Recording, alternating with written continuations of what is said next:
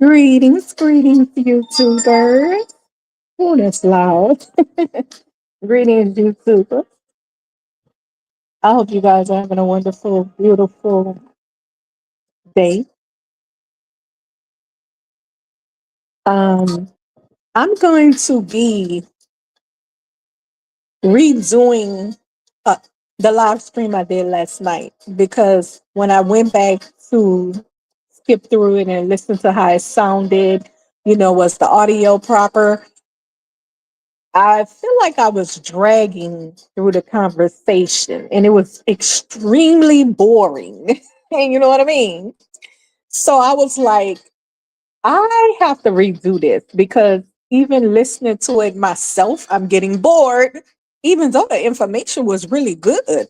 If you can hold on and follow through with it, I was making some really, really good points about the origins of melanated people, but it was a slow drag. It was kind of boring because I was doing it off the top of my head and it just didn't come off very interesting, even though the information was really, really good to know. You can go fact check it and know some information, okay? Because melanated people do not originate from Africa. And we're going to break that down. I'm going to do that live stream over in this particular live stream, and I'm going to keep it a little upbeat. I'm not gonna go too slow like last night when I'm relaxed, you know. And with a topic like this, and I brought into the convo a biblical perspective, a lot of people flee soon as they hear that perspective, they flee. But it's good to have information about that as well as have your own belief system that you can, see things from another perspective, because that's what Miss Chantell is all about. You got to be in a state of maturity to understand the world that we're living in, because we don't live in some tiny little village on an island. We live among a diverse group of people who operate completely different from us. So we have got to have a little more understanding about the people that we deal with. We have to deal with other races of people and nations and tribes of people. So we have to have some understanding, or else it's going to always be war. So we have to be able to understand why they do this, why they do that, why those people do this, and this is why we do what we do. So we have different perspectives of people and understanding people. Let me check my audio right quick. Ooh, let's talk about it. Let's talk about it. All right, give me a second. Give me a second. I hate when I have to go and look up this. Make sure my music not too loud as well. Okay, let's see. A little more understanding about the people that we deal with. We have to deal with the race of people and tribes of people. All right, that sounds pretty good. It's gonna always be good. So we have to be able to understand why they do that sounds pretty good. And I need to get back to my stage though, because I do not know. I don't remember the name of it. It's a new station that I'm listening to. A new jazz station. I think this is it. Yeah, that's it. All right, all right. So let's get into the topic. All right. Same topic from last night, just restreaming it with a little upbeat, little kick to it because, like I said last night, I kind of was dragging through the conversation and it seemed kind of boring even for me to listen to. So let's get back into that topic. Let's get back into that topic right now today. And of course, the topic reads, um, are, are all melanated people from Africa? Which, you can see in the title, I disagree with that. I'm going to share with you why Miss Chantell disagreed that all melanated people do not originate from Africa. Okay. Now, let's start with this right here. I'm going to talk about some other topics too, defining the meaning of contribute concerning immigrant artists in FBA culture in music genres like hip hop, because a lot of them tend to think that contribute means they can claim hold, them and their people can claim hold of something that was already founded and established by foundational Black American people. Just because foundational Black Americans welcome you into their culture, approve you, cheered you on as an artist, does not mean you get to lay claim and hold of their foundings, their cultural achievements and foundings and establishments and all of that kind of stuff. All right. We're going to talk about that too. And we're going to touch up on immigration sweeps and how it affects foundational Black Americans and what we need to be aware about what's to come. Because, as we talking, this man is making moves. Trump, he's making moves, and it's looking kind of scary. Okay, I don't think anybody want martial law to come about. You know what I mean? I told you that we're gonna talk about what it means if martial law is put into effect as well for everybody. Okay, we're gonna talk about that too. So let's get to the topic. All right, the first thing we're gonna talk about is, do all melanated people originate from Africa?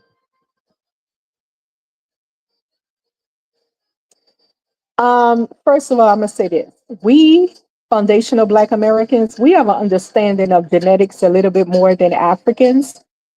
Um, we understand because we're an admixture of people. Foundational Black Americans, we come in all variety of shades, colors, whatever. We have different hair textures, different body builds. We're an admixture of people. Okay. And so we understand that four, we can have a mom and dad who have 5 children, and one of them is dark brown, one of them is a lighter brown, one of them is a very light skin. You understand what I'm saying? We we come in a variety of shades and hair textures and body builds. We understand that. We may have somebody with a biracial parent, and the first kid that biracial parent produced with a full Black person who has 2 Black parents. The first kid may come out dark. The second kid may come out white looking. I mean, we understand that they've had Black women who have children with white men, and the baby look completely white. White women who have children with Black men, and the baby look completely Black. There are so many Black men walking around in America that look fully Black, but has a non-Black parent. And it's really tricky because the person have curly hair, tight curly hair, and brown skin, dark brown skin. I mean, the average biracial person is darker than my son, and my son is not biracial. His dad is dark chocolate. I'm a medium caramel brown. The average biracial person is darker than him. Do you understand? See the mixing? You don't know what you're gonna get because we're an admixture of people. But back to what I was saying, a young man could have curly, tight, curly hair, brown skin, and you could never tell he has a non-Black parent. And it happens a lot. There's many Black people walking around that look fully Black, and we don't know they have a non-Black parent. We'd be very surprised, like, oh, okay.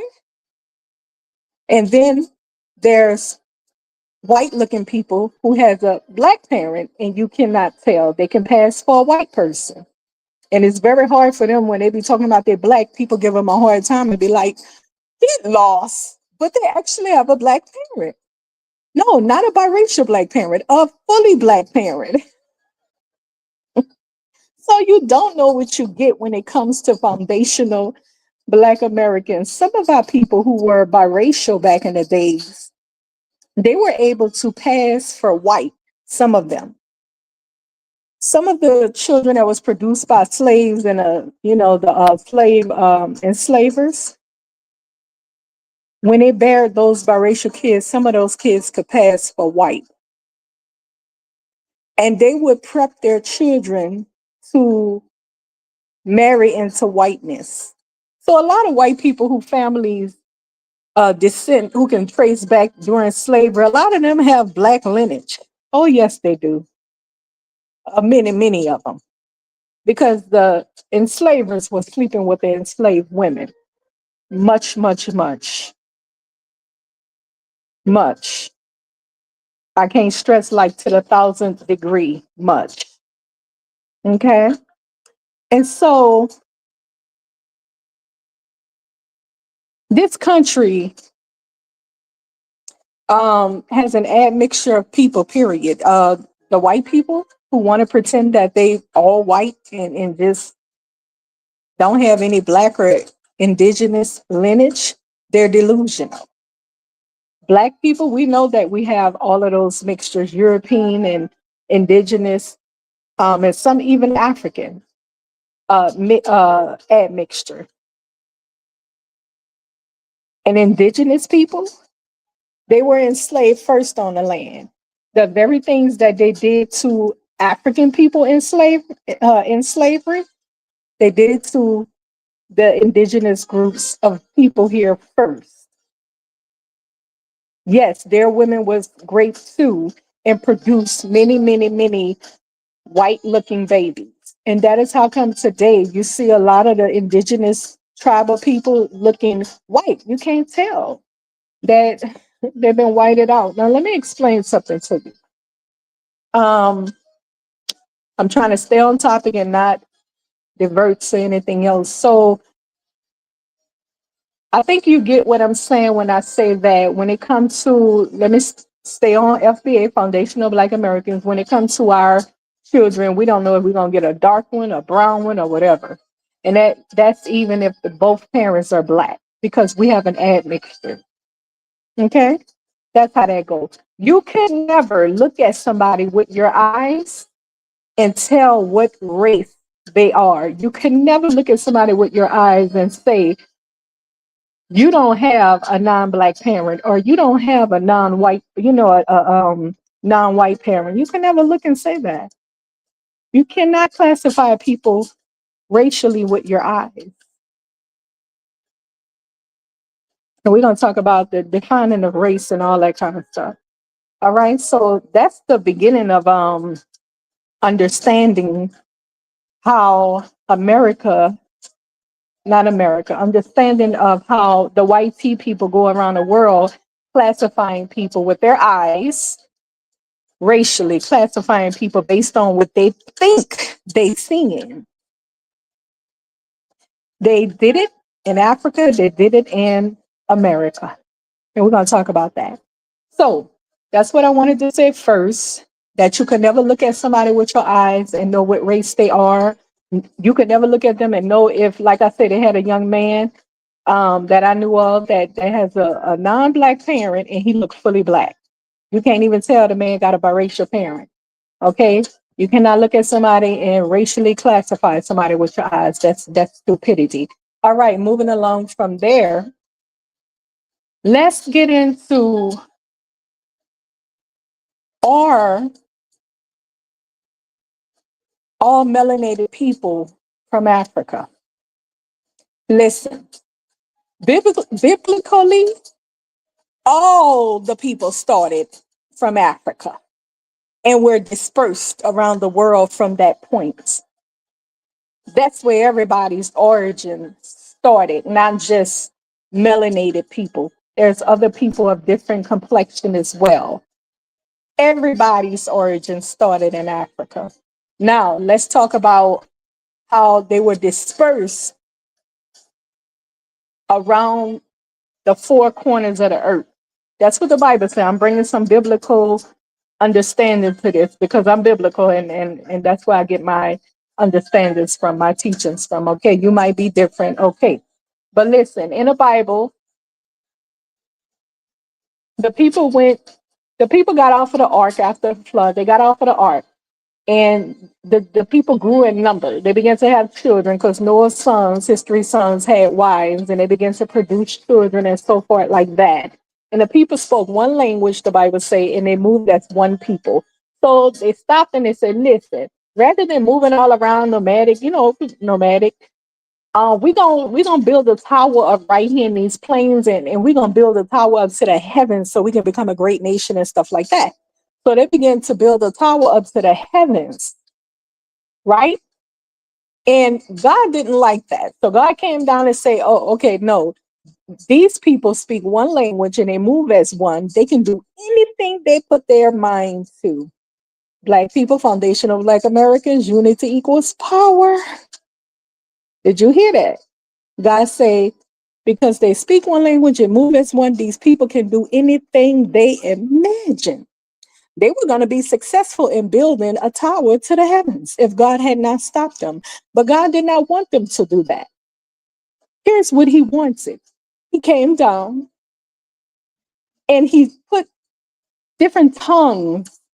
He gave them different tongues, meaning different languages. They couldn't understand each other any longer. And they had to stop what they were doing.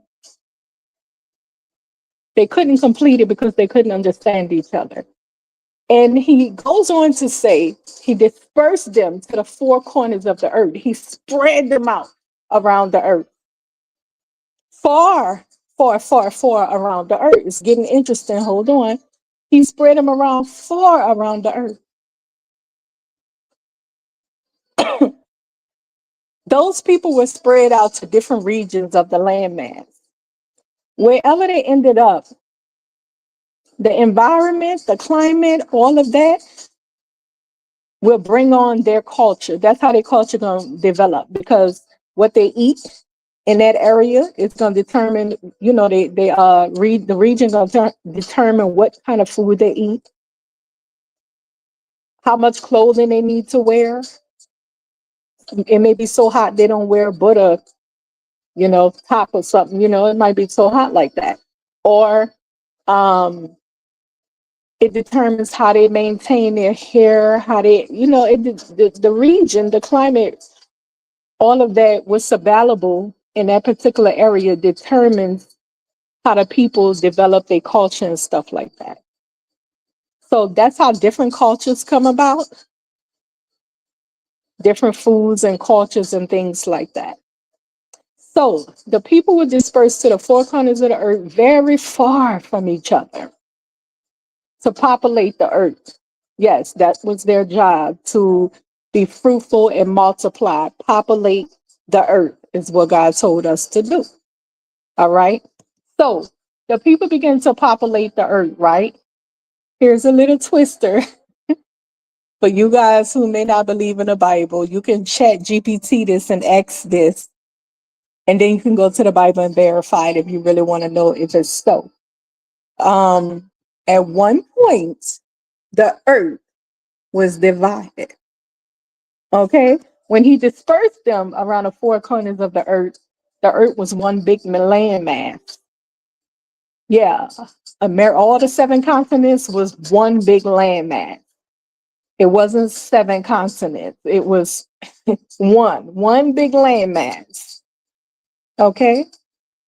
And so you can go to, I think, let me see, that scripture is Genesis chapter 10, verse 25. That's what I think it is. Genesis, I think I'm right. I know it's in the book of Genesis. Genesis chapter 10, verse 25. Okay?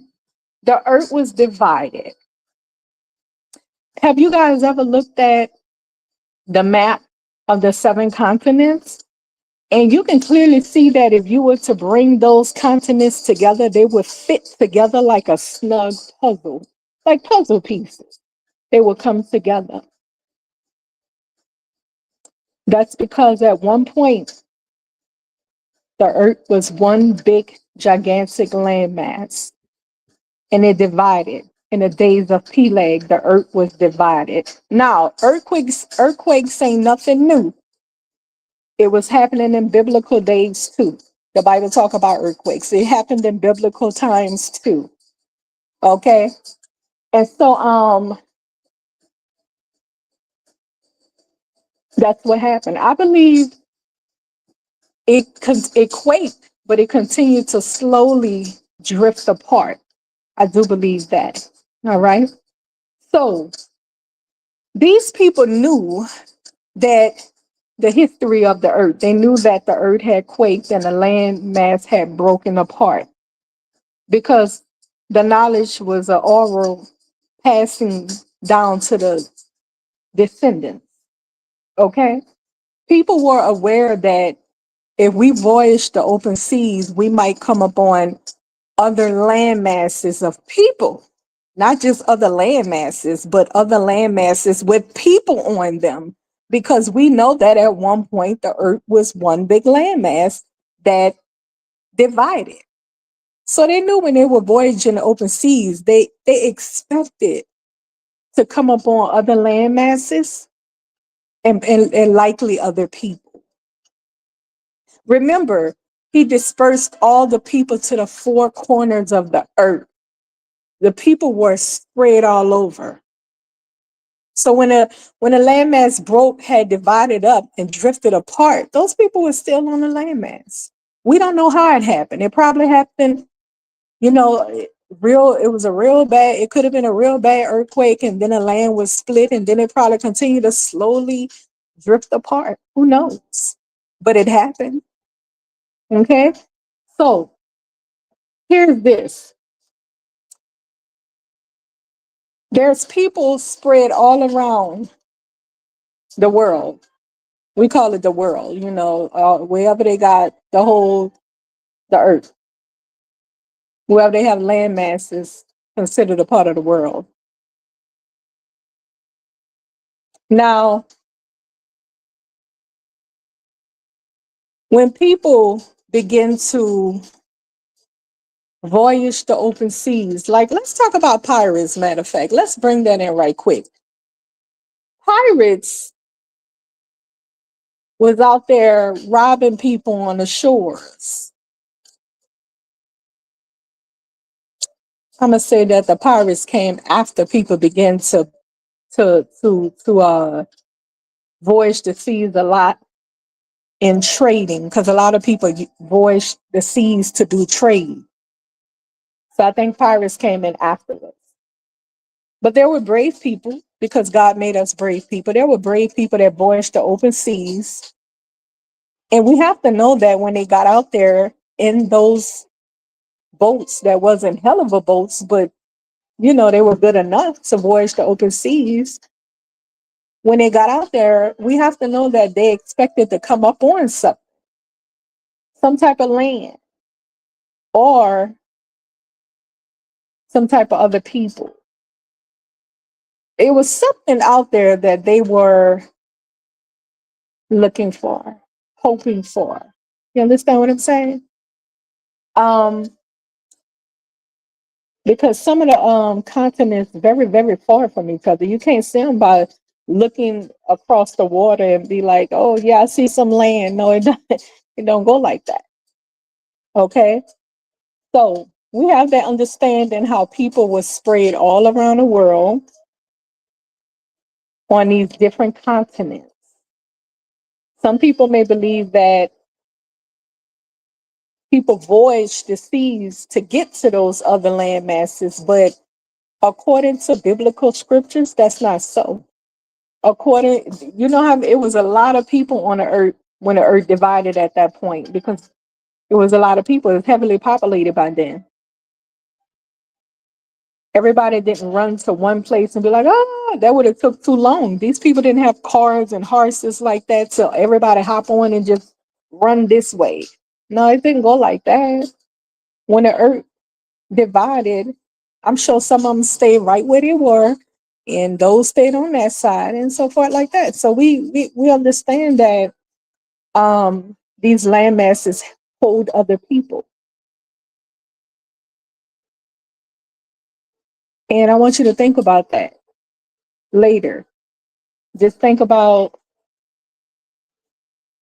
hit the scriptures, see if it's really there, and then think about that. Think about, yeah, I think that it's possible that the people were still on a landmass when it drifted apart and so forth. Okay, so anyways, let's go further.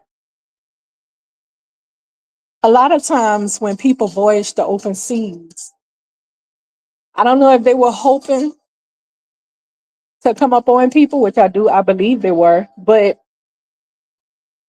they always came upon other people. They always happened upon a landmass that was populated already.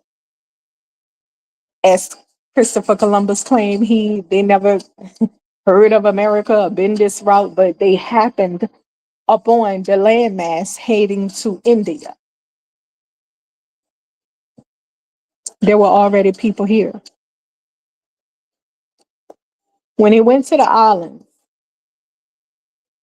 there were already people on those islands. All the islands hold people. All of the land masses hold people.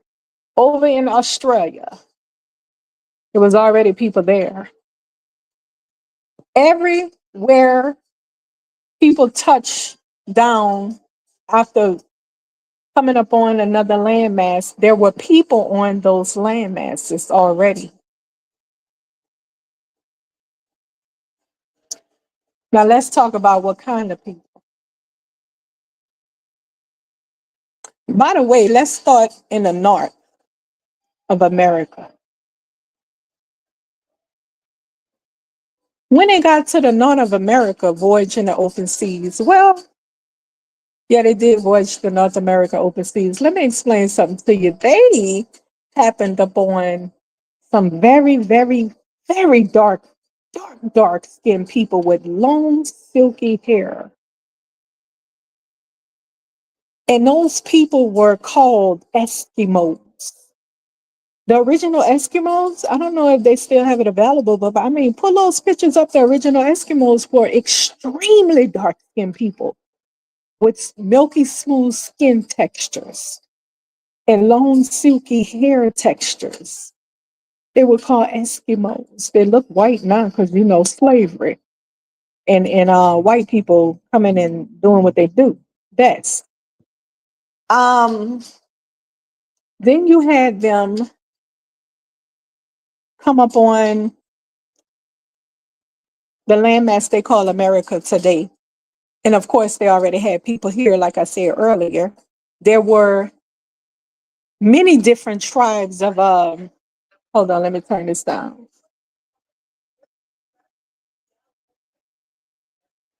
There were many different tribes on what they call American landmass today. That was dark skinned people. They were very, very, very dark skinned.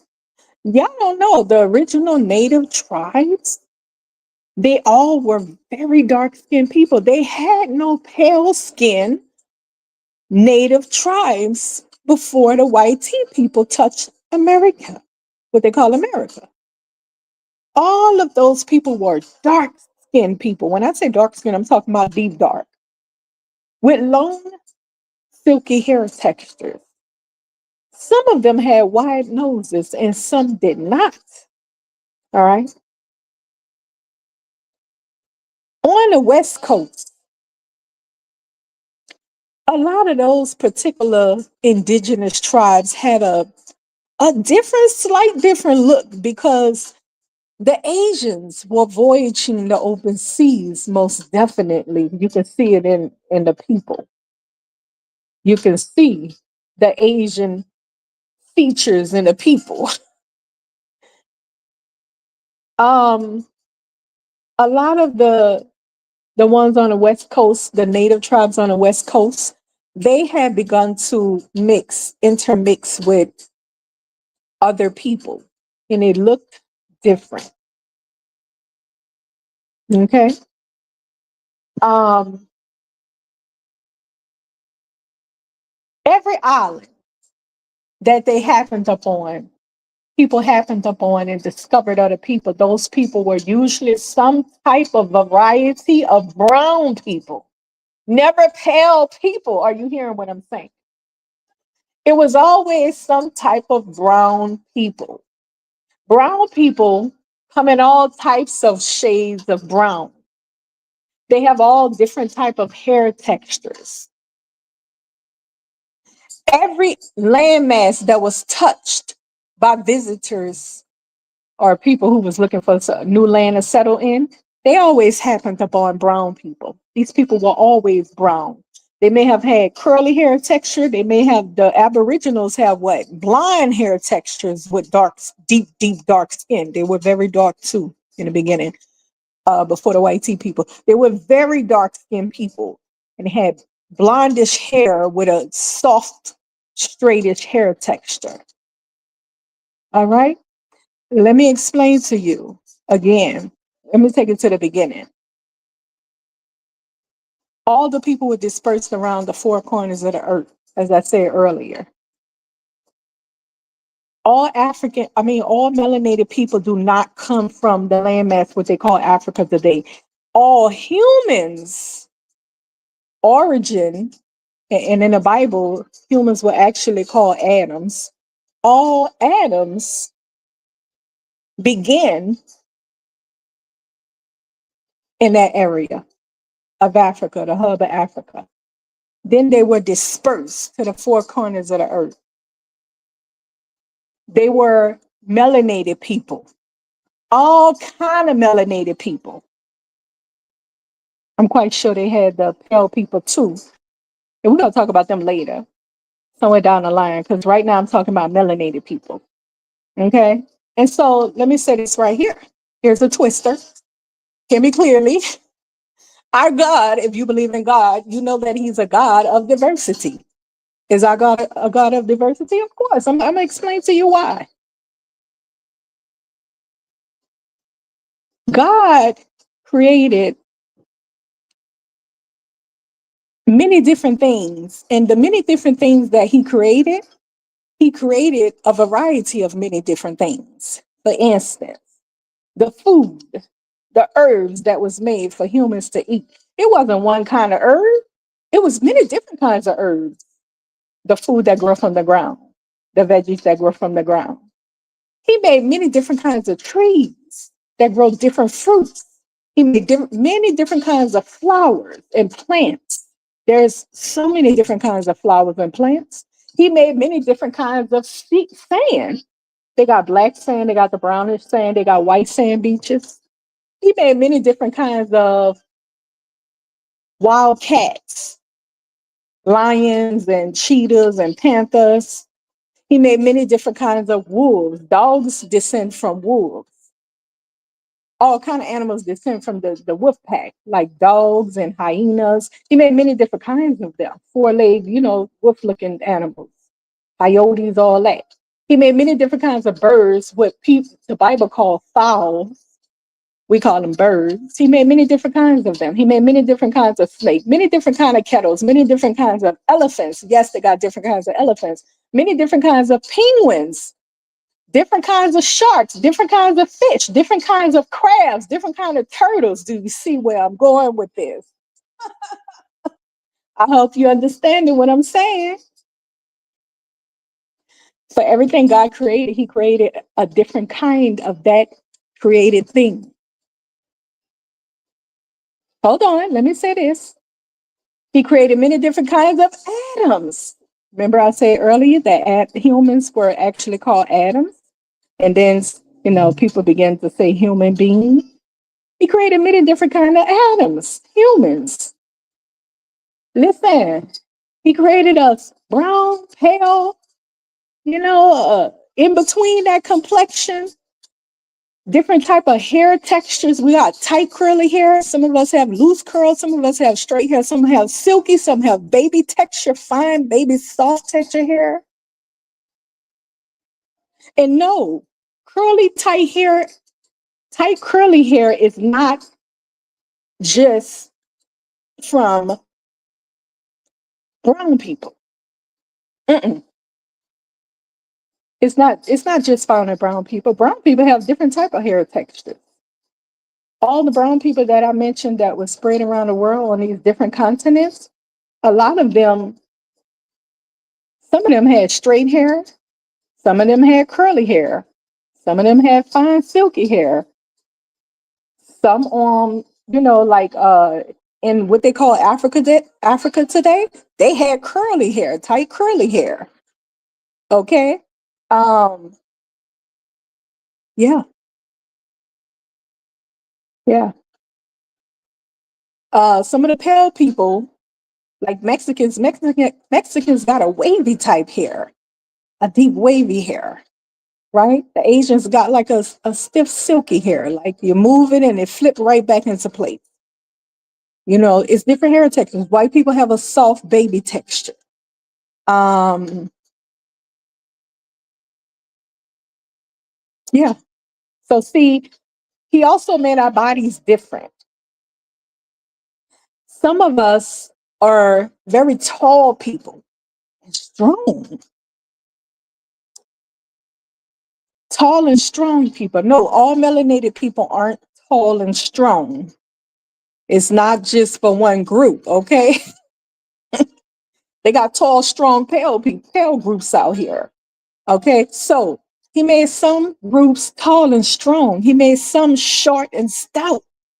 He made some medium size. He made some with squinchy eyes. He made some with wide eyes that's far apart from each other. He made some with big, wide noses, some with narrow noses, some with long, pointed, slopey noses, and some with short, button type cute noses, like myself.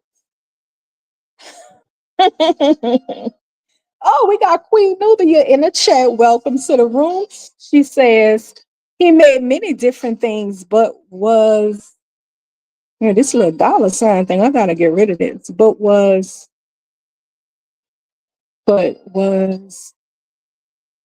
yeah, okay, let me figure out how to move this. I cannot see what I have no idea how to move this thing. Let's see. I don't know. Let me see. Oh, okay. I'm able to see it. He made many different things, but a woman for himself. Oh, girl, you want something different, huh? You want something different, Nubia. So, Nubia, I don't want to get thrown off topic, but hold on, sweetie. Um, if you believe he's your creator, why do you believe your creator have to live like he made you to live? Like if I created something, they don't have to live the way I live. I might not be the form of something that has, that's good for me to have a partner. I may be a single internet of power, a single losing my words, entity of power. But I created this and I want them to reproduce with each other and grow and populate. So I'm gonna make it where they can reproduce with each other. Right? So that's how that goes. We can't think if the entity created us that they the same as us. But back to the topic. Um, these God made a variety of things and a many different the things that he created different kinds of those things. Humans, which is called atoms, many of us we created differently. Some of us have strength, some of us have some of the people are a little bit more weaker. I don't want to get deep into that, but some of them are a little bit more weaker, so they use their intellect as a defense mechanism. You understand what I'm saying? Like, for instance, the Asian people, they're very sharp people. And so, they have big old people walking the earth way bigger than them. And so they learn how to use their intellect as a defense mechanism. And they learn how to use swords and stuff like that. Okay? Because they're sharp people. All right. So now that we have that understanding of diversity, the world that we exist in today is very diverse. Our creator made us very diverse, and everything that exists around us in diversity. All right. We're not bored with nothing because we have a diversity of a lot of things around us. Okay. We even have a diversity of humans, other interaction with humans. All right. So now that we got that understanding, when I said that he dispersed them around the four corners of the earth, we have to understand that there's many different kinds of brown skinned people, melanated people that spread around the earth that got different hair textures and different body builds, different eyes, and different kinds of noses. And there's not one kind of nose. And you understand what I'm saying, people? Melanated people do not all come from Africa. But the world that we know and the biblical understanding that we have is that all people, regardless to complexion, all people begin in the Horn of Africa, and then they were dispersed outward to the four corners of the earth. So again, all melanated people do not come from Africa. I wonder if I can remove these little things. Let me try to remove this right quick. I think I made my point, right? Let me see. Nope, I can't remove it. Oh, I think I can. Good, good. So I think I made my point, and I think you understand what I'm saying when I say all melanated people do not originate from Africa. Okay? They were dispersed around the four corners of the world long ago. All right? Now, let's talk about North America, the black people that was here when Christopher Columbus arrived. Did they come from Africa? How dare you? I just gave you the whole breakdown. I gave you the whole breakdown of how all melanated people were already dispersed around the four corners of the world. And at one point, the earth was one big landmass that divided, it split and drifted apart. And they had people on those land masses that drifted apart, and melanated people, heavily melanated people. How do we know this? Because every time somebody voyaged out into the open seas and came up on one of the land masses, they always encountered a variety of different kind of brown skin people, whether they were light brown, dark brown, whether they had the dark brown people had straight silky hair or curly hair or blonde hair. They were already out there. All melanated people do not come from Africa. All humans originated in the Horn of Africa, but they were dispersed to the four corners of the earth. Please hear what I'm saying. All melanated people don't come from Africa.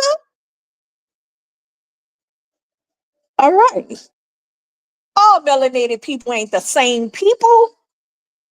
My goodness, great. They're not the same people. And we're going to talk about how did this come about, this ideology of dark skin mean one people. We're going to talk about where it came from. Well, you know where it came from, the white tea people. We're going to get into that a little later on, okay? But we're going to discover and open up and understand that all melanated people do not come from Africa. Stop the nonsense. Stop it. Okay?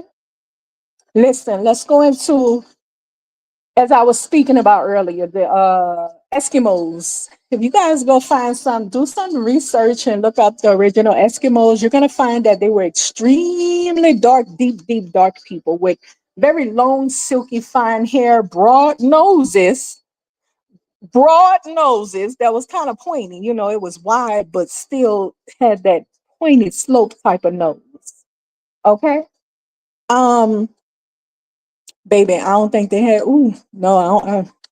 That was. I mean, they were real dark. Go look at the pictures yourself. But listen, these people were Eskimos. Okay, and when it came to what they call North America,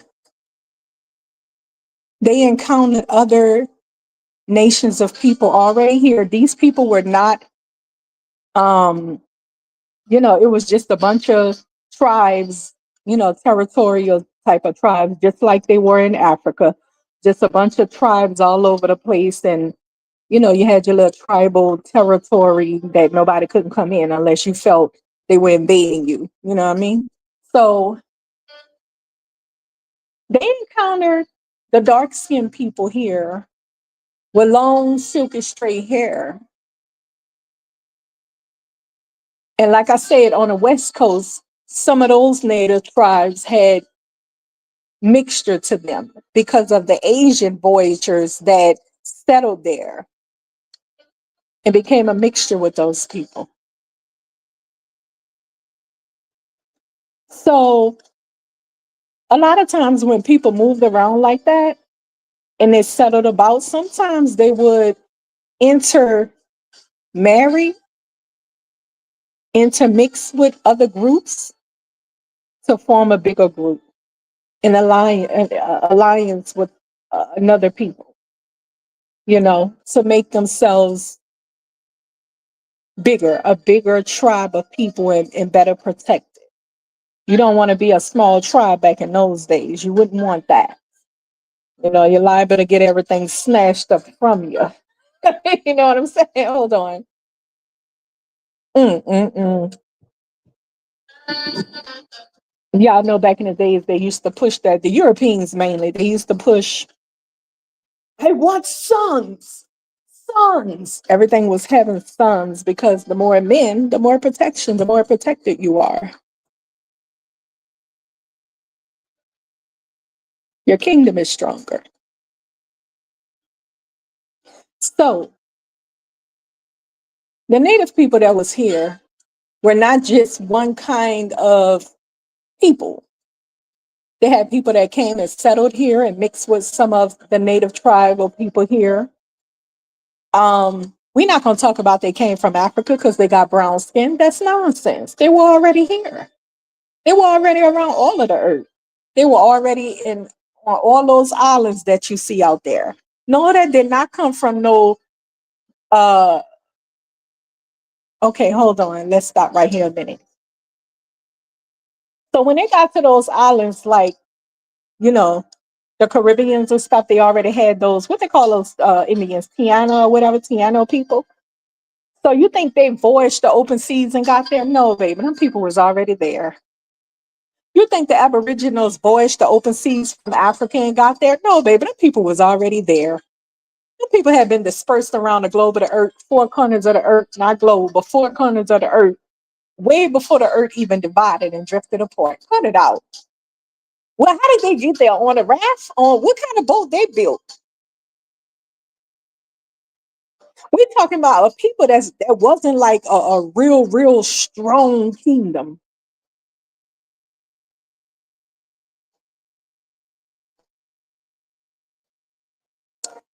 Listen,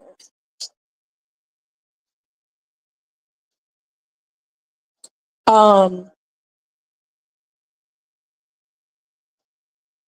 when Columbus got here, he already encountered First Nations people, the Native people, the Indigenous people who were not African.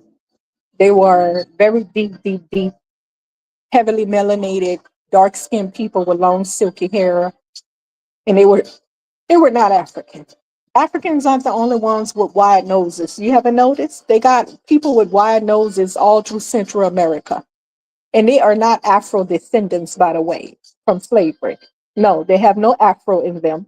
They are just like, a mixture of a lot of those people have begun to mix. That's why they look all mixed up.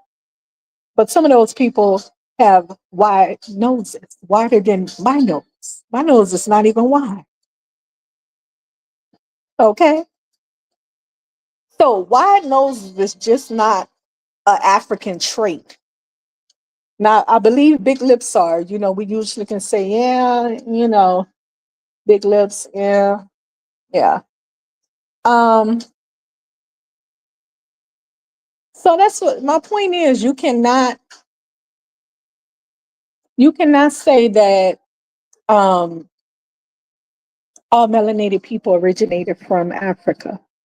It's not true. And then let's talk about Africa right quick. I made it very clear that when Christopher Columbus arrived in America, it was already very dark, melanated, heavily melanated, very deep, dark people here already with wide noses, very long, silky hair, and all that kind of stuff. Okay.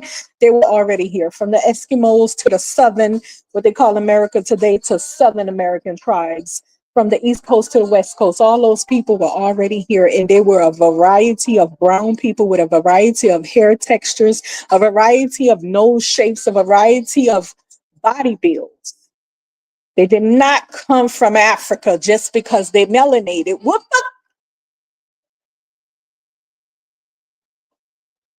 the?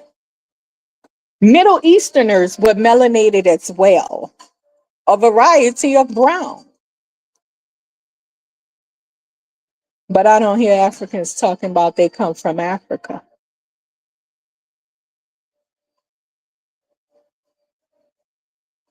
All right, so let's talk about Africa right quick. Just real quick. Let's get an understanding of this landmass called Africa. Um, in this landmass called Africa is very a lot of the descendants of, let's say this. So Noah, let's take it back biblical. When Noah had his sons, Shem, Ham, and Japheth, and they had wives. After the flood, they got off the boat, they exited the boat, the ark, and they began to reproduce, right? And so anyway, eventually, as I said, they were dispersed around the four corners of the earth, right? Let me explain something to you. The people in Egypt,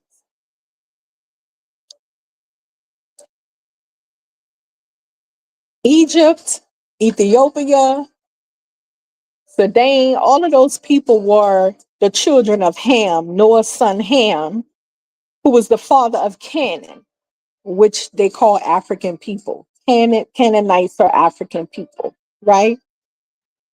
And so, okay, and so you had the Shem, his lineage, which was like what they consider Middle Easterners. They consider them Middle Easterners. They were damn, that's loud. All right. They were a variety of brown people. Okay. Um,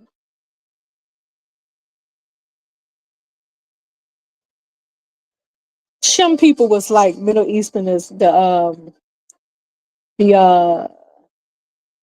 Assyrians, and all them people in the Middle East.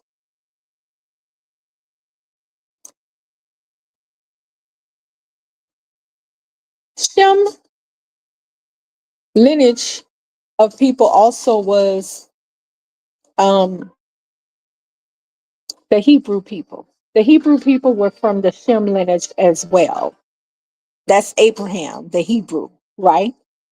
And so Abraham was chosen by God. He was chosen by God he was special and chosen by God. So through Abraham, God brought forth a new lineage of people. I ain't gonna say a new lineage, but he brought forth a new nation of people. Because genetically, the new nation that was called Israelites, they were Hebrew people. They were Hebrew descendants.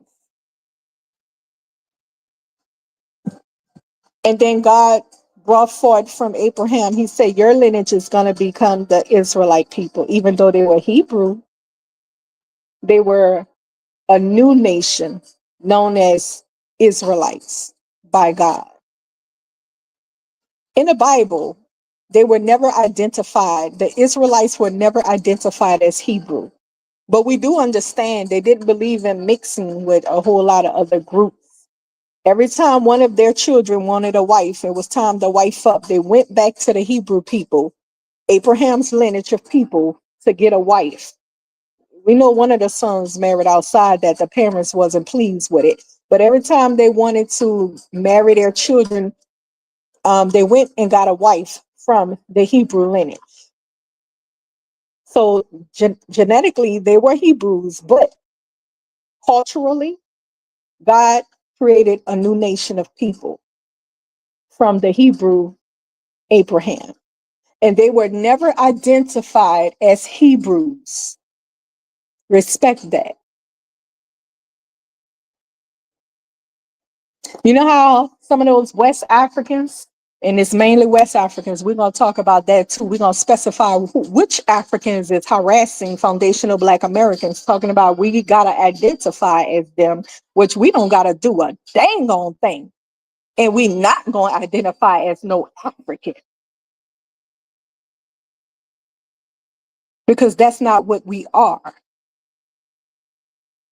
We're a new lineage of people. And we're not going to sit here and define ourselves as an African because you coming up savagely trying to force. It's a dangerous play.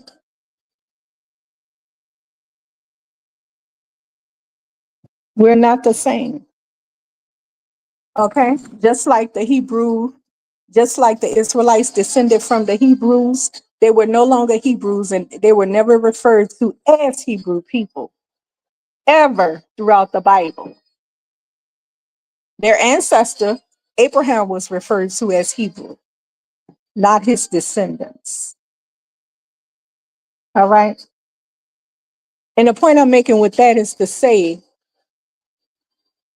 even though there's some foundational Black Americans that have African lineage, the Geechees and so forth, they're not African anymore. They're a whole new tribe of people. They're not African. Their ancestors were African. Wake up. Okay? Moving along. On the landmass of what they call Africa, what the white man called Africa, named Africa,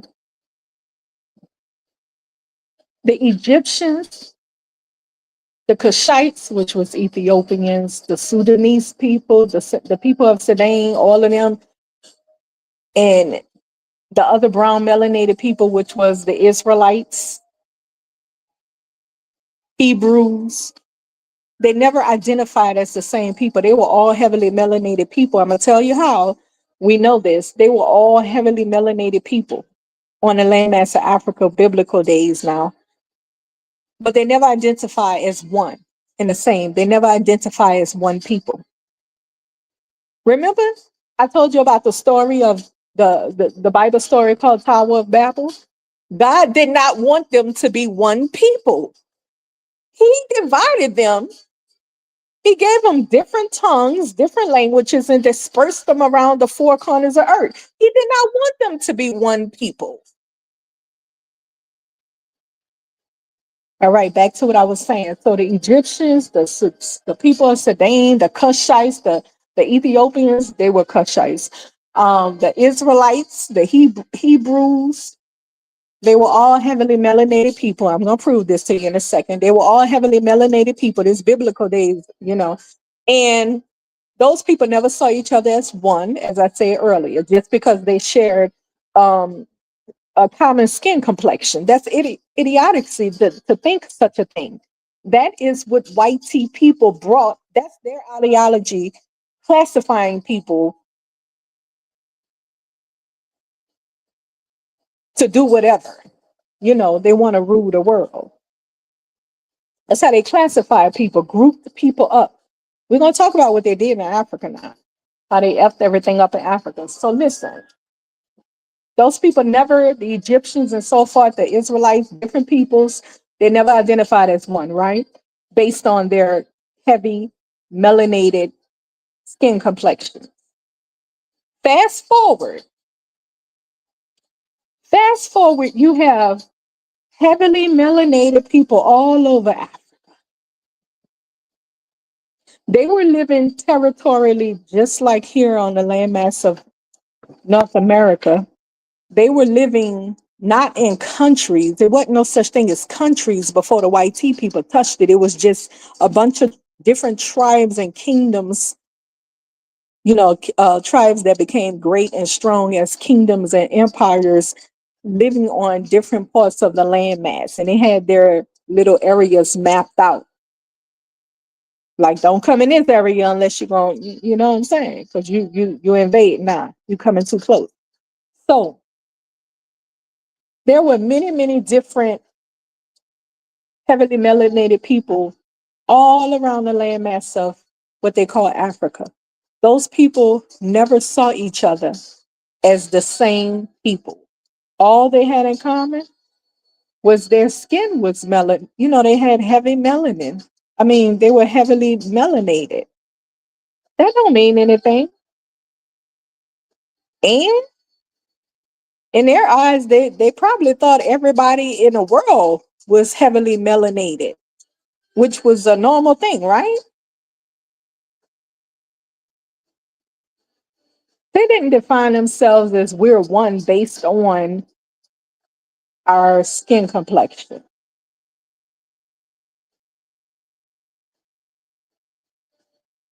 Okay, so moving forward, we understand now why Africans, what they call Africa today, and African people, the people on the African landmass, are they were extremely tribal and still is extremely tribal people. Meaning, just because you share a common skin complexion with them, they don't see you as a brother. See, at first, as a foundational Black American that was born and raised in America, we didn't understand this. We over here in a racialized society, a racialized system. And we didn't quite understand that over in other places of the world, that's not how things work. They're not living based on skin classification. Let me tell you what happened. So, anyways, on the landmass of Africa, the people didn't see each other as one based on their skin being brown. They didn't see each other as brother and sister. They didn't see that. That's not even, I mean, it's a white man concept, okay? To see each other as brothers based on skin complexion. So, anyways, the Africans were not living like that because they were not living in this system that us Black people was living in, okay? That they came and put up on the people of North America. So they did it to Africa too. They put that same system up on Africa, that color-based system where they were classifying people by skin complexion, or where all of the dark-skinned people here is going to be known as this. Okay. So when it got to Africa, the white tea people, the Africans were already tribal, killing each other, doing all kind of stuff. They did not see each other as one and one brother and all that. That didn't exist. They saw themselves as completely different people, which they were genetically, culturally, and everything else.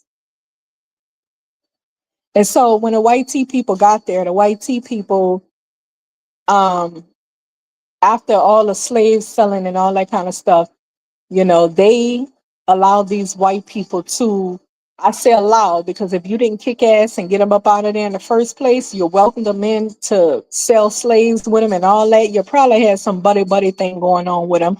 And they're telling you they're going to make your land awesome and all that BS. And you welcome them right in the door. Open the door wide. Come on in.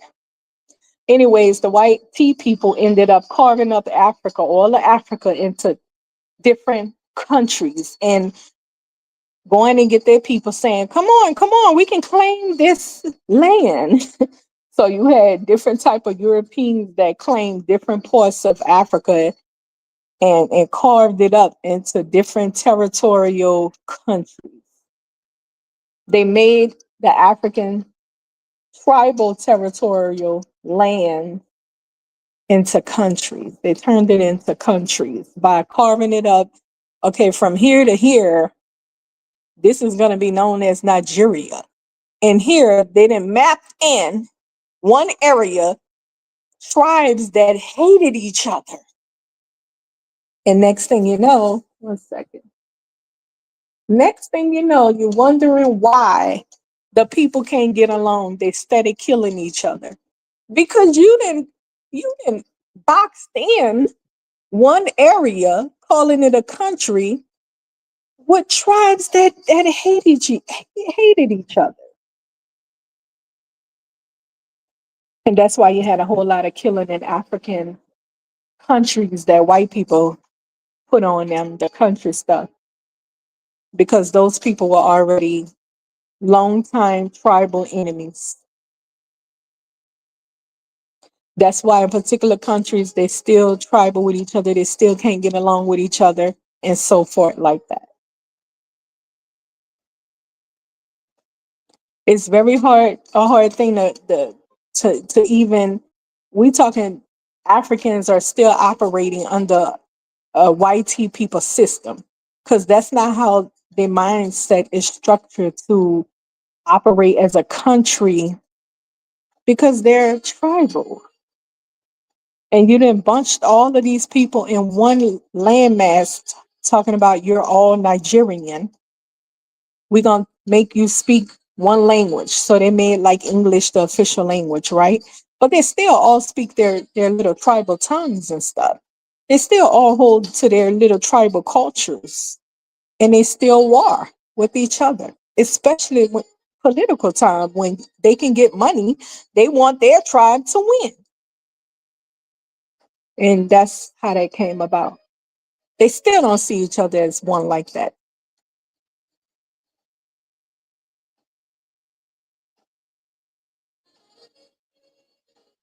They came to North America, the white people, and did the same thing. Reclassified people. See, they reclassified the Africans, right? Oh, come on, y'all. Everybody from here to here, you Nigerians. And that was tribal enemies right there. Long-time tribal enemies. They classified them as one people, Nigerians. Same thing in other countries over there in Africa. That's what they did. They went around the world reclassifying people how they want to reclassify them. And so we got to wake up to reality, people. We're not who they say we are. We know who we are. They came to North America and did the same old thing. They first enslaved the indigenous people. Many of them were whitewashed because they raped the women, and next thing you know, the babies come out white. Yeah, it's a whole lot of whitewashing there. Then as time went on, they went and got Africans because the indigenous people knew the land so well, so very well, that they couldn't keep them in slavery. Some of those people would rather jump in the ocean and die first. You know, some of them knew the land so well they can escape. So they decided to go and get the Africans to come in and build up the country that they wanted. They had an idea to build because they didn't have the strength. Some people God gave strength, a lot of strength, strong. Black people can work in the sun and not faint. Black people is not allergic to the sun.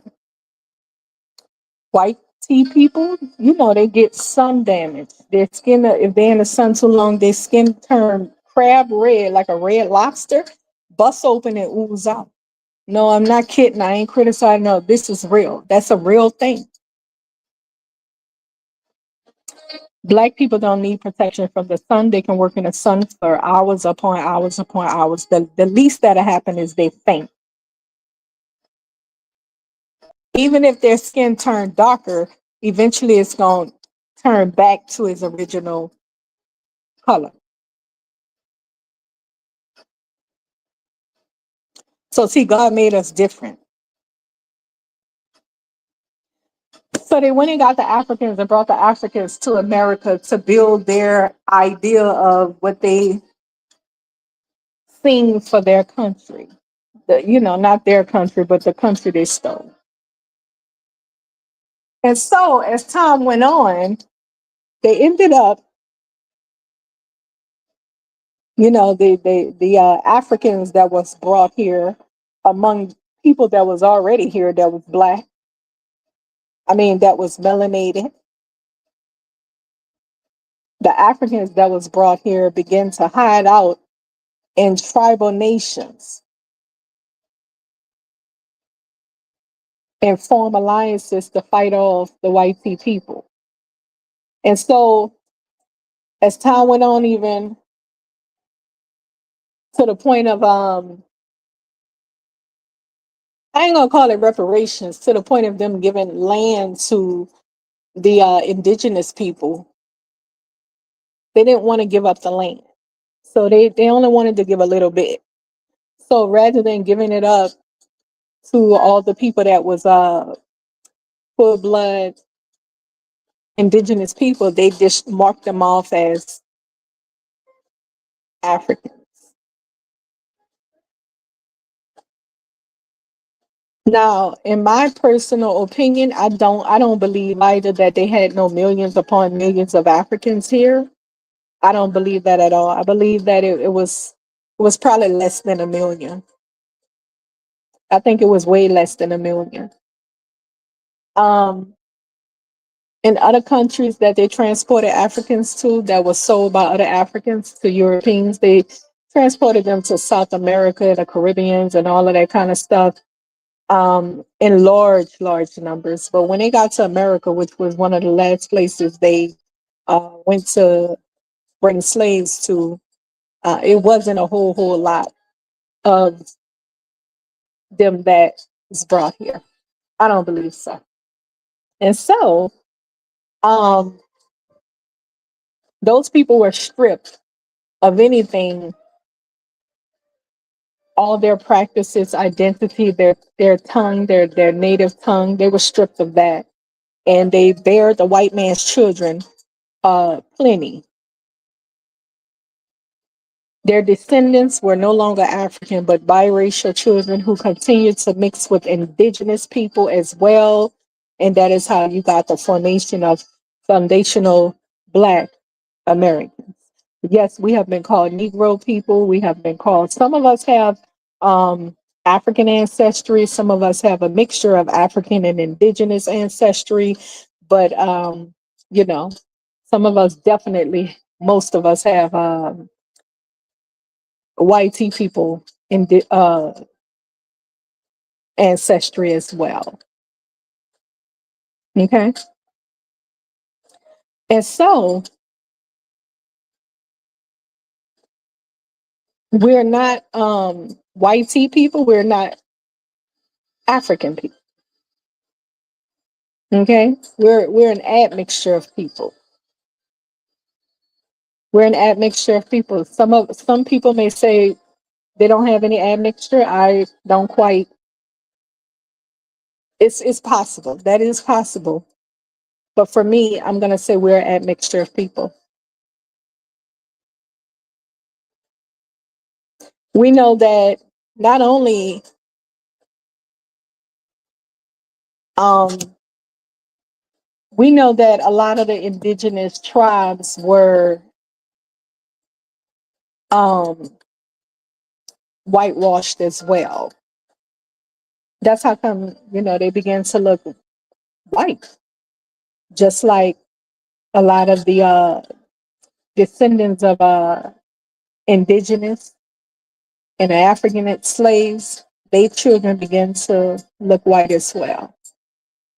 They were all whitewashed,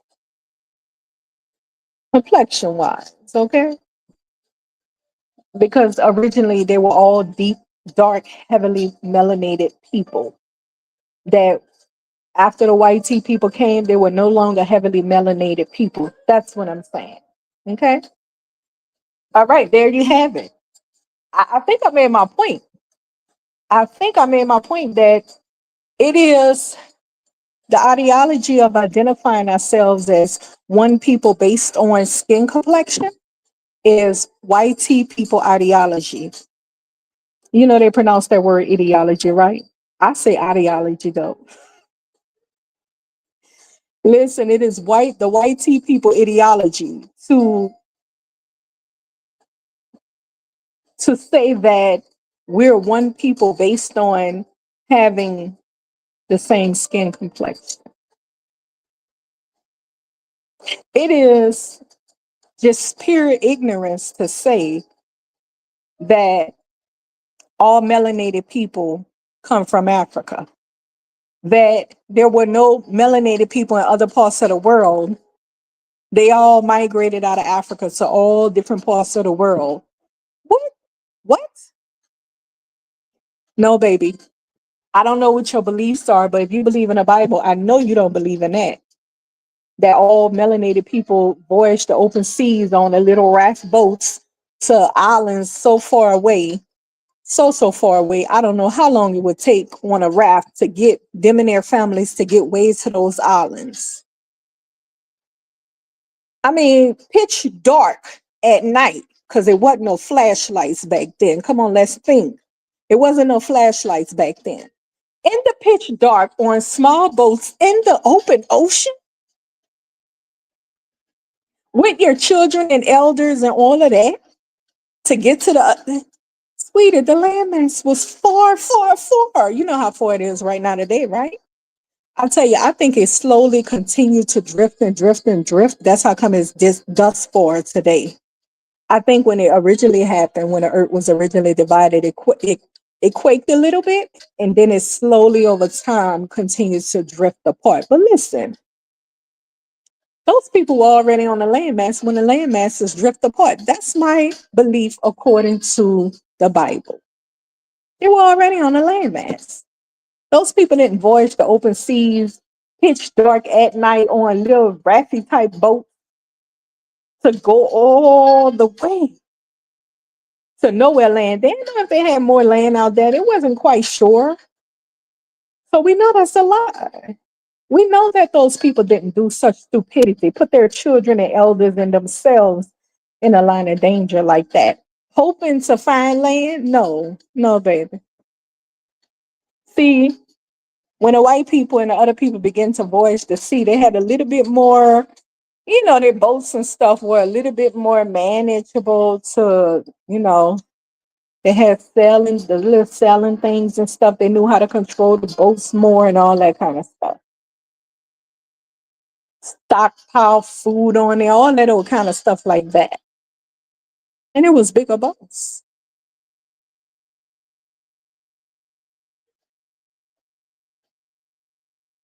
So I want you to think about that. I don't believe for a second that those people did such a thing. Those people were already on a landmass all around the world. Even if we find a new landmass, maybe the people have died off, maybe they have not. But I can tell you it's going to be evidence that they had some people living there. They had humans there. I can tell you that because that's biblical. All right. So again, I think you understand where I'm coming from. When I say all melanated people do not originate from Africa.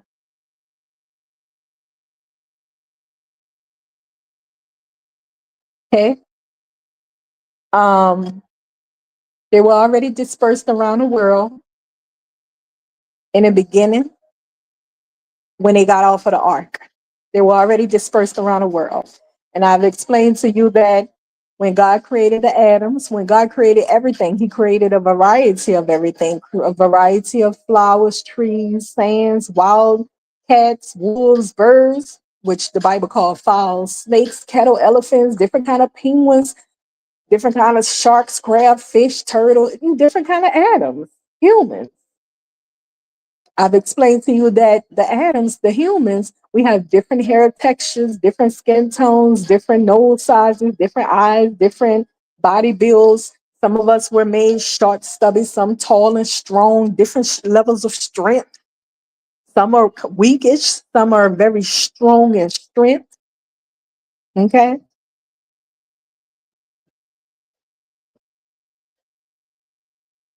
And these people that God created, us people, dark skinned people, melanated people, have a variety of hair textures, not just one. But we can relate the curly hair to, like, a lot of times you will relate that to Africa. But it was a variety of people around the landmass that had brown skin, straight hair, brown skin, curly hair, brown brown skin short, brown skin tall, pale skin with, this kind of hair, you know, variety, diversity. So again, all melanated people do not come from Africa. All human people originated from the Horn of Africa, where it all started. But all melanated people do not come from Africa. Okay? So anytime, and I also gave you the image that the Israelites, the Shem children, and the Canaanites, which was Ham children, were all dark-skinned people, heavily melanated people. How do we know they were heavily melanated people?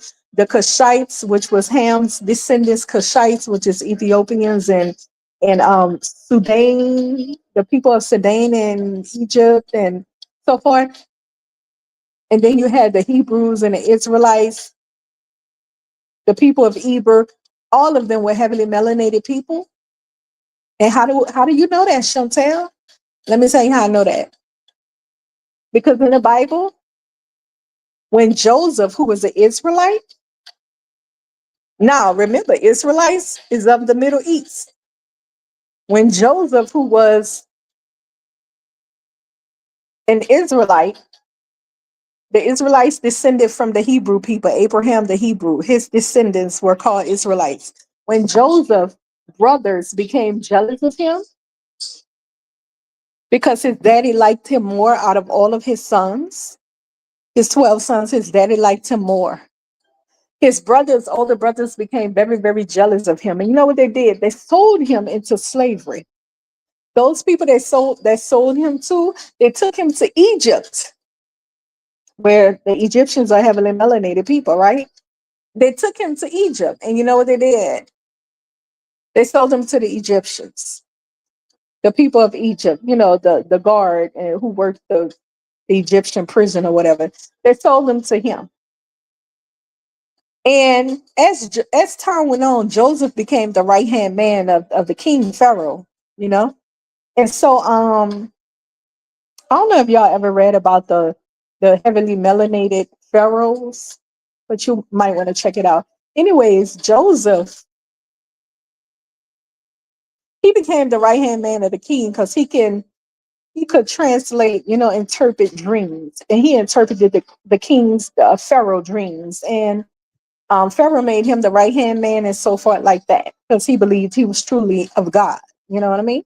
And so from there, Joseph's brothers came to Egypt, the ones who sold him, because it was a famine at the time. And so they went to Egypt to get some food for them and the rest of the family, the Israelite family. They were a large nation then. Well, we're talking about 70 something people actually. Um, when they got there, their brother Joseph was the right hand man of Pharaoh who could do anything he wanted, period. Okay, he was like anything he wanted. And so Joseph's brothers, who was Israelites, like Joseph, they did not even recognize Joseph among the Egyptians. They thought he was the Egyptian. Egyptians are heavily melanated people, were heavily melanated people, and so were the Israelites. How do you know that, Chantell? Because they could not even recognize their brother Joseph standing among the Egyptians. He looked Egyptian. They did not recognize him. He spoke the Egyptian language. He looked Egyptian. They couldn't recognize him because he were heavily melanated, just like the rest of the people. Same thing when they went to bury Joseph's father. They went to bury him. What was his name? Jacob. They went to bury Joseph's father, Jacob. And when they went to Canaan to bury him, the other nations of people saw them passing by and they say, "Oh, this large group of Egyptians," because they were all melanated people that kind of was similar looking. And even though they were similar looking, oh, I just made a point to you, by the way, that those Israelites who were of the Middle East were heavily melanated, just like the Egyptians. Okay. So even though these people were heavily melanated, they were not one people. They were not, one people. Nobody roamed the earth before the white tea people came out. Nobody roamed the earth identifying as one based on skin complexion. Nobody did that. It's foolery. And we have to wake up from that. We have waken up from that, foundational Black Americans. We're not basing who we are off of skin complexion anymore. We understand clearly that's the white tea people's ideology. We're not doing it anymore. All skin folks ain't kin folks. You know how they say. No, no, no. So we have Africans harassing foundational Black Americans, trying to make us claim them for whatever reasons. We know it's reasons behind it, but they're trying to force us to claim them. And it's coming off like crazy people. It's very scary.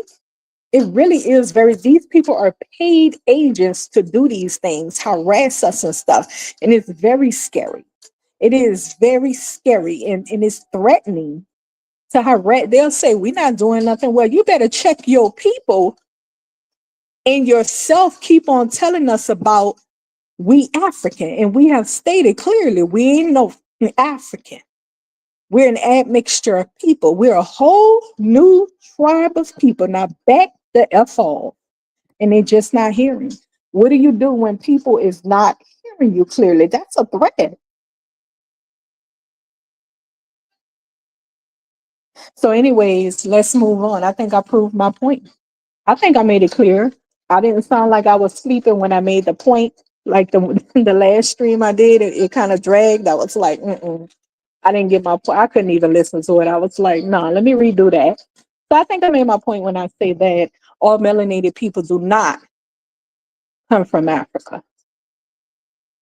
And we will not, as foundational Black Americans, identify as African, just like we won't identify as white tea people. We have their lineage too.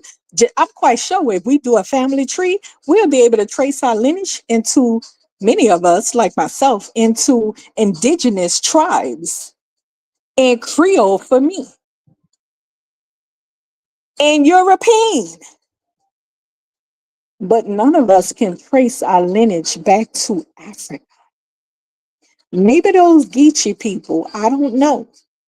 But for as foundational Black Americans as a whole, we can't trace our lineage back to Africa. We can trace our lineage right here in America. And it's likely going to have indigenous and European mixture. But that African stuff, we can't trace that back. And all of us are not African descendants. And these people are going around constantly harassing us, trying to get us to claim them, claim Africa. We're not African. We reject everything about it, especially since we see the behavior. The behavior is awful. The harassment is awful. And now we come to find out they're being paid by Russian peoples to harass us, to stalk us and harass us. It's horrible. Now I want to be specific. I want to get specific on this one right here, y'all. We need to understand this right here. Is it all Africans that's constantly harping on harassing foundational Black Americans and harping on, but you African? I ain't no African. Excuse me, that came out, you know what I'm saying? It just kind of came out. I'm sorry about that, but listen, listen. Is it all Africans? Let's not generalize. We know they want to generalize us. They want us to say we are African, which is a general term, right?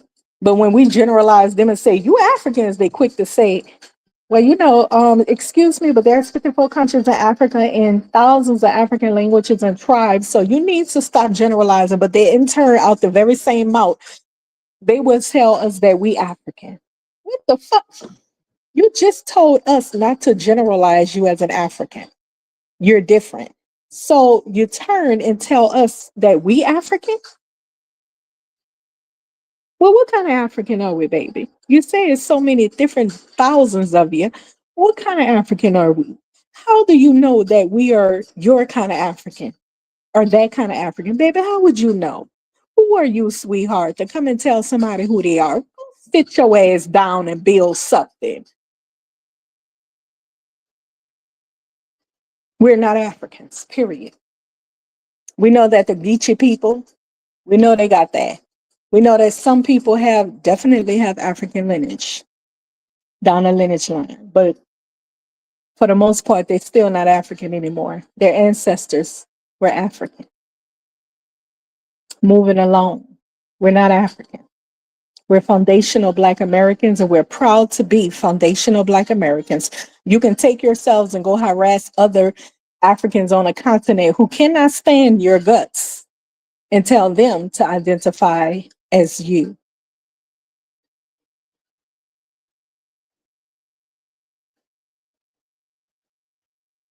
Moving along, let's get into. I was talking about specifying what particular African people. Is it all Africans that's doing this stuff? I don't think so. I don't think it's East Africans. I don't think it's North Africans. I don't think it's South Africans. I think it's West Africans.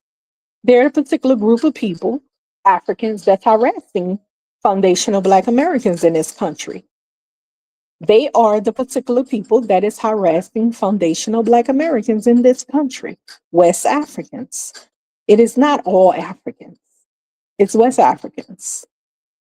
Now, what I'm talking about the people who keep talking about trying to get us to force demand that we identify the same as them, that we claim them. That's West African behavior. Now, many other may tether us from the East Coast of Africa, from South Africa, but they're not harassing us to the level of trying to get us to identify as them. Because that's some creepy shit. It really is.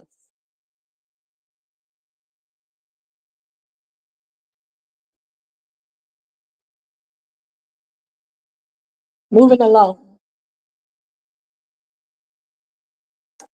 Moving along.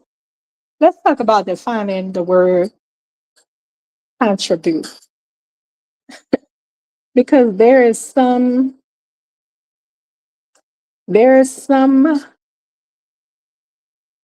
immigrants that have been allowed to, they have been welcomed into our culture by foundation of Black Americans, been welcomed into our culture to become an artist of our cultural arts. And when I say our cultural arts, I'm talking about our music genres, all the stuff that we into. They have been welcomed to come in and participate in it, like hip hop, right? I ain't gonna say hip hop, but rap and DJing and all that. They have been welcomed into our culture to come in and participate, and we gladly applauded them and cheered them on and supported them as an artist in our culture, a rap artist, a DJ, whatever it is they were doing, because for foundational Black Americans, we were born and raised in a system in this country that base everything off of race, unfortunately. So when we see other melanated people, we think you best over here with us. You understand what I'm saying? But those people coming from different parts of the world, they didn't see that, that, okay, we the same people based on race, which is correct. We're not the same people based on race, but foundational Black Americans, we did not understand that concept. Because we were born and raised in this kind of system, a race-based system. Okay. And so that's why you have a lot of Europeans come over here to America, and they just give them everything. While Black Americans, they keep their feet on, they hand of oppression on. And all the white people that come here, oh, my grandfather came here and worked this, that. No, no, no. He was given. Because the Black people that built this country, they refused to give them anything, though. They gave everything to their own racial identity, which means they classified people by race. They gave them everything. They did not have any type of hard time. They ain't build nothing. They ain't pull stuff up by no bootstrap and all that old stuff. They came here and took part and ate off of what foundational Black Americans built as well. And it was because they were classified as white.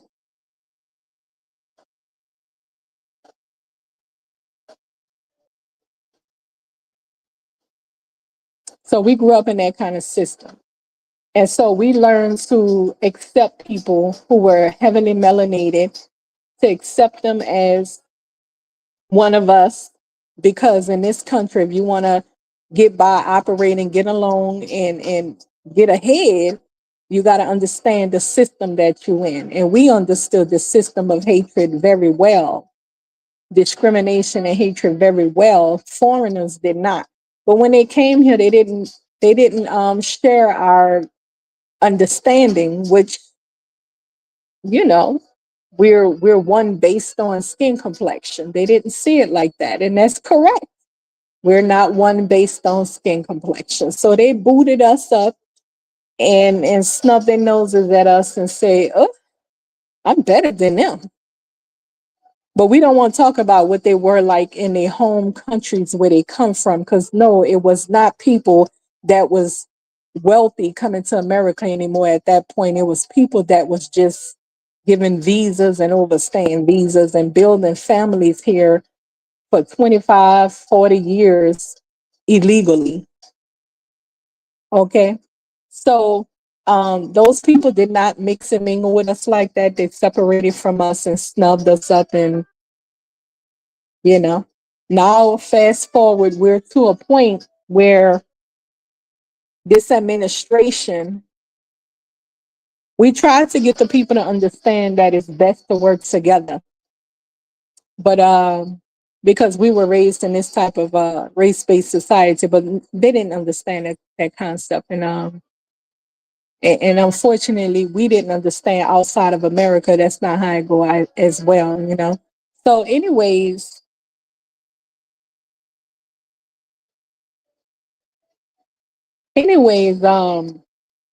fast forward to today, and we have these people begging us to claim them because we have an administration at hand that is coming to kick them out the country really fast. All right, so I think I'm gonna leave that topic alone. I think I'm done with that topic right there. I'm done with that. Let's get back to contribute. The word contribute, defining the word contribution or contribute concerning foundational Black American, concerning immigrant artists that was welcomed into the foundational Black American culture and to take part in our foundings and establishments of rap and dance and music, all that kind of stuff. Okay. These people was welcomed into the culture, applauded, approved, supported. This is what foundational Black Americans did when they encountered melanated immigrants. Applauded them, approved, even the African presidents and stuff. They, before they were presidents, they welcomed these people into their little sororities and fraternities and all that. They were welcome into them because they were melanated people, and that's how we saw it. We were born and raised into a system of race-based stuff. So we welcomed them. We didn't see them as different people. We saw them as one. And so you know what happened? What happened was, as time went on and they began to join in because we welcomed them, they didn't quite understand our perspective because they were from somewhere else. They did not deal with the system that we dealt with. They were not race-based or oppressed continuously by white people because in their country, they were the majority. In this country, we were not the majority. Okay? They didn't understand how to resist. They didn't understand how to maintain, be strong, and so forth. They did not understand that concept. They was more of, let's try to work together. Do you understand what I'm saying? A lot of times they eventually broke off, like Michael Starkley, whatever his name, Michael. A lot of these people that joined our movements that was immigrants, they eventually broke off from our group because they didn't share our perspective. They were from a different system, wherever they come from. And that's okay. It just shows that we're not the same people.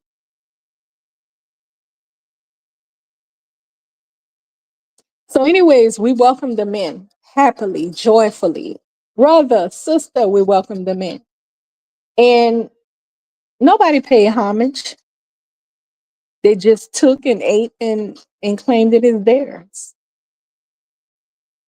Matter of fact, I've never heard any of the immigrants, the Puerto Ricans or Haitians or any of them say we pay homage to foundational Black Americans who started this art, who founded it and started this art. I've never even heard that before. I've never heard them pay homage. They just think that what we started was for the world. Anything that foundational Black Americans do belongs to the world and not to them. Damn. Ooh, that's highly disrespectful. Hey, what? No, I can. Yes, white tea people have also taken genres from us and dances and like the Charleston and the I always say Molly Hop, Lindy Hop. You know, they right now today they out there Lindy hopping like it's their culture. That come from our people, baby. They sing country music like it's theirs. That come from us. Jazz, they damn near took. We are the culture. And when we bring it to these people attention that they don't even pay homage to foundational Black Americans, they say, what? What the are you talking about? We made this. We produced this and made this. Really? Really? You took the elements of these people's findings in cultural arts, creation of arts. This is their creations and their creativity and originality. And you take it and then claim it as yours by putting a twist on it, calling it hip hop. And all of the elements of hip hop is from them. The heck? So, anyways, listen. This ain't no hate speech, baby. This is truth speech. Listen.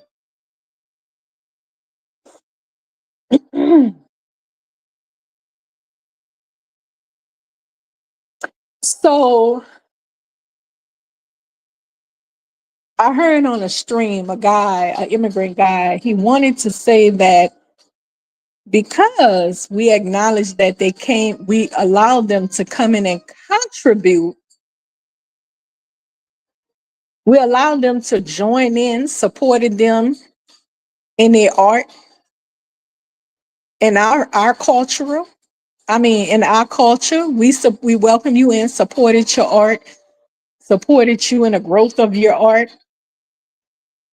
whether it was whether it was rapping or whatever you was doing. And then you say you founded it. Then we said no, you contributed. Well, we contributed means that we helped it to grow. No, baby, that's not what contribute means. Contribute means you were welcome to come in and you became a successful artist. Your music probably was a style that we liked. Let's see. Let me see if I can come up with some immigrants that had a little twang twang in their music that we liked.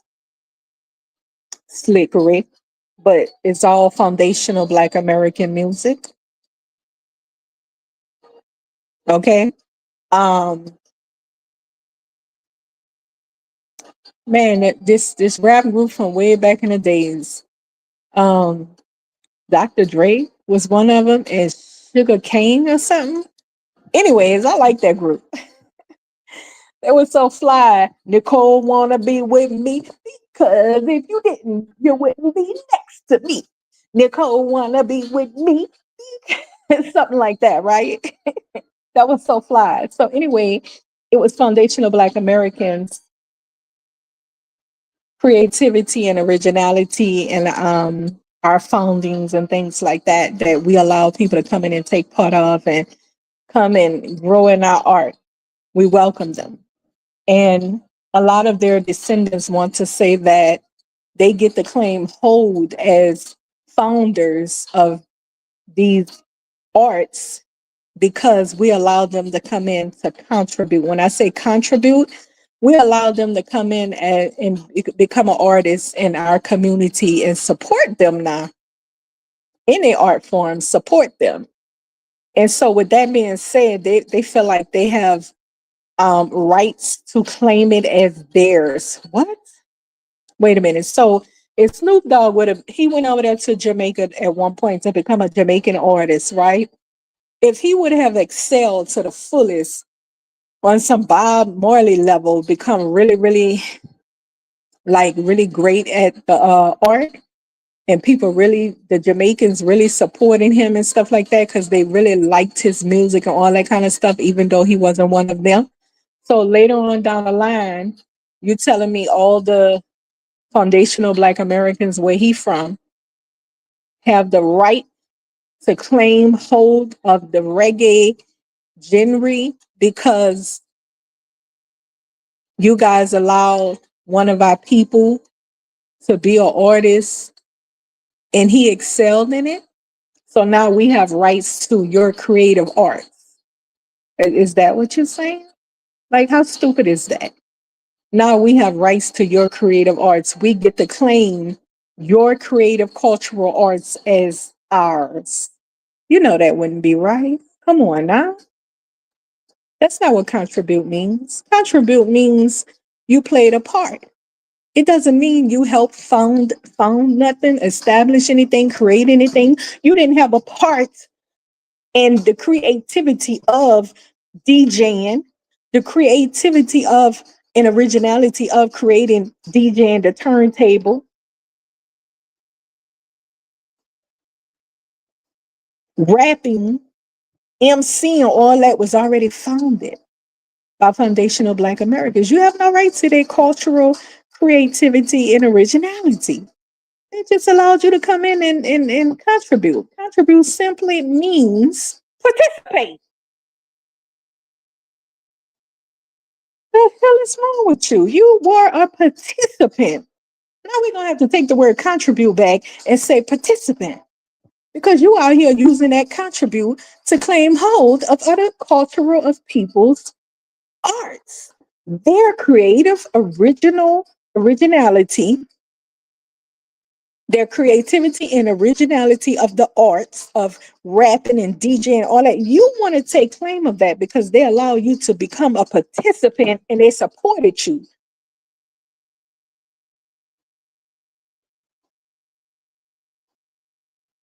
So we got to take that word contribute out of the immigrant's hand, and we're going to go ahead and substitute that with you were a participant. We did allow you to participate in our culture. Remember, flat black, the only flat black there was foundational Black Americans. You other people, Jamaicans and Haitians and all that, you had your own little cultures. You didn't welcome us in. How did Chrissy say it off of what's his name panel? She said, well, now when I go to a Trinidadian parade, a cultural parade, I don't want to hear any rap music. That is not my culture. My culture is not rap music. It's Trinidadian music, reggae. I only want to hear reggae. And then she went on to say, it ain't their fault that we didn't gatekeep our culture. But we are now. And so we're going to take that word contribute out of describing immigrants that we welcome into our culture to and support it as an artist. We're going to take that contribute back and we're going to replace that sir with you were a participant. We allowed you to participate.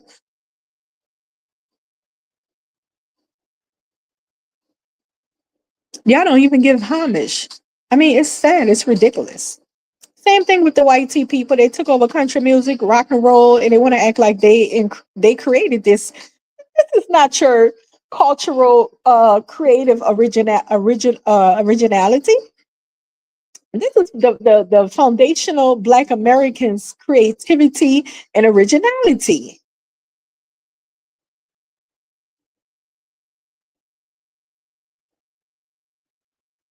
They say, "Oh, you don't know who came up with graffiti?" Oh, maybe the first very well known graffiti artist was doing bubble graffiti and tagging his stuff all around the city. It's documented. Oh, that was Italian. It's a lie.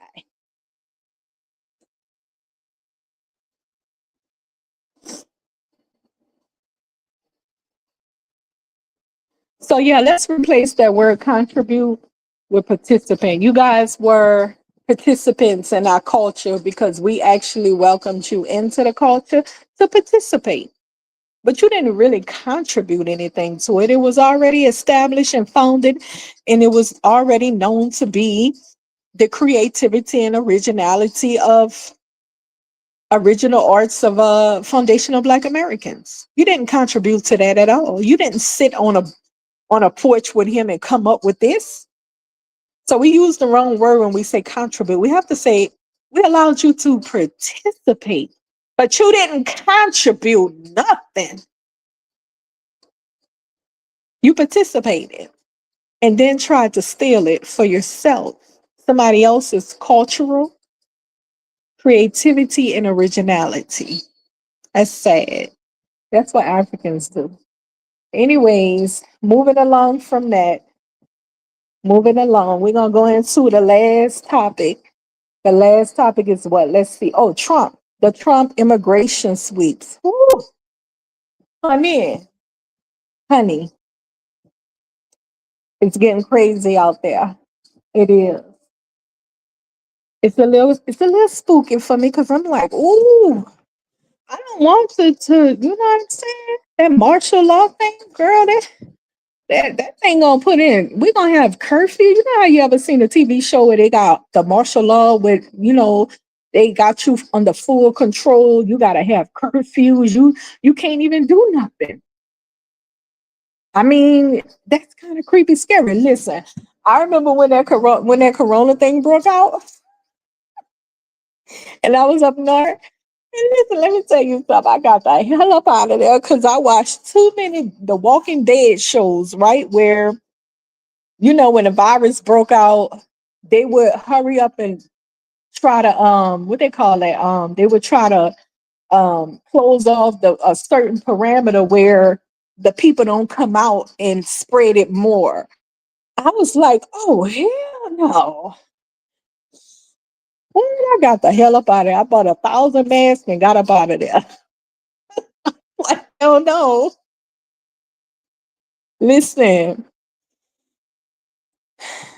I didn't want to be caught up in no um, being heavily patrolled and stuck in one area. Mm-mm, honey. And I don't like the idea of it now. Like, if he enact martial law, if he's able to get that through, that's how it's going to be looking, people. Now, I told y'all what that's going to do. Martial law allows them to enact curfew for everybody. They can search homes without warrants, vehicles without warrants. They can, it's a whole lot of stuff they can do. Like, ooh, child. You know, like you would have to wait for the whole ordeal to be over to go to court if you want to sue somebody. You don't know how long that's going to take because it's over when it's declared to be safe again. So let me tell you one of the reasons that martial law can be enacted is when there is civil unrest. And so those people are feeding right into Trump's hand. Like, Trump is not, it's not just him making the decisions. We know he has a whole team that dig up all the information and he signed off on it, what he want to do. But listen, I mean, they got him trapped up. Four corners of America, they got him trapped up. They on LA, they are down up and down the East Coast where all the melanated immigrants are, and those Venezuelans too. And I think North Dakota has sent for their National Guards. They're like, yeah, bring them over here because you know what? They're going to try to come and hide over here. So we want to make sure none of that happens. No hiding in Montana. Well, I think it was North Dakota or somewhere. Yeah, they like, send them over here too so they can't hide over here. So they got some in Portland, California, all up and down the East Coast, right? National Guards is out and stuff like that. I'm not sure. Florida. I haven't heard anything about Florida. Like, there's a lot of immigrants there, so I'm surprised that they don't have National Guards out or anything like that. Because there's a lot of immigrants there. So, anyways, um, let me say this. I don't cheer on nobody being put in awful situations. That's not what Miss Chantell is about. I don't cheer it on, but I don't have anything to do with it. Because I know that one thing is for sure, from my understanding and experience, I know that immigrants do not work with foundational Black Americans. They do not have any respect for us.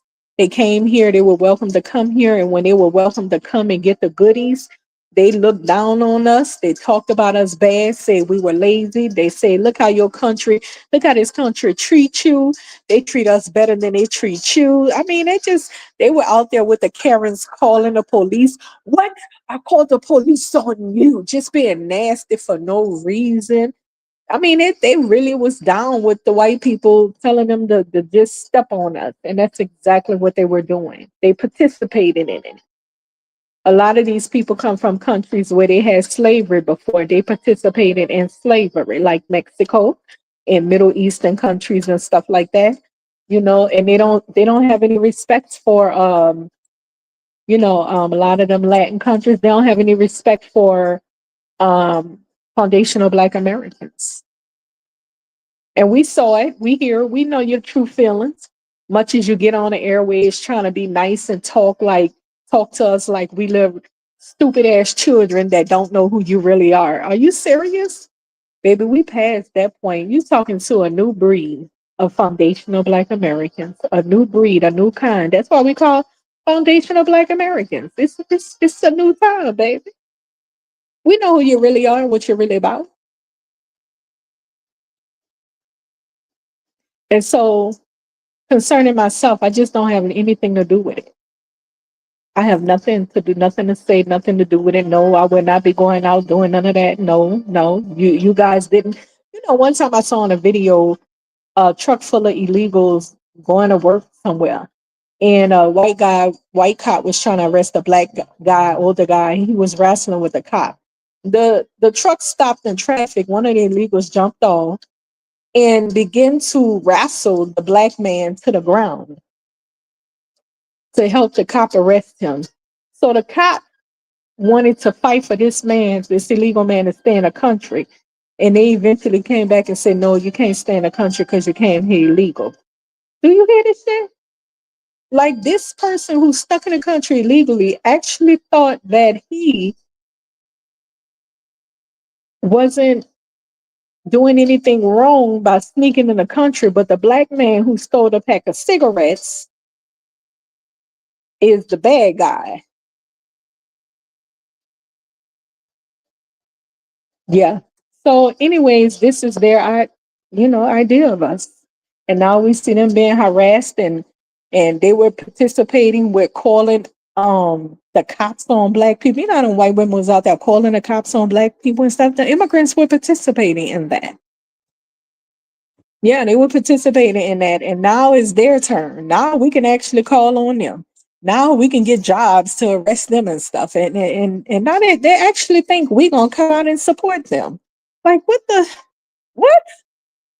It's the same thing with the melanated Africans, right? They want us to claim them all of a sudden. But just last year or 2 years before Trump came into office, what they were saying, they was heavily disrespecting us, telling us we've been here forever and we don't got shit. And they come here and be doctors and lawyers and oh, just nasty. What? So now they on something different. Oh, no, no, no. No, no, we need you to claim us. Just say you African. That's it. I don't have anything to do with any of that.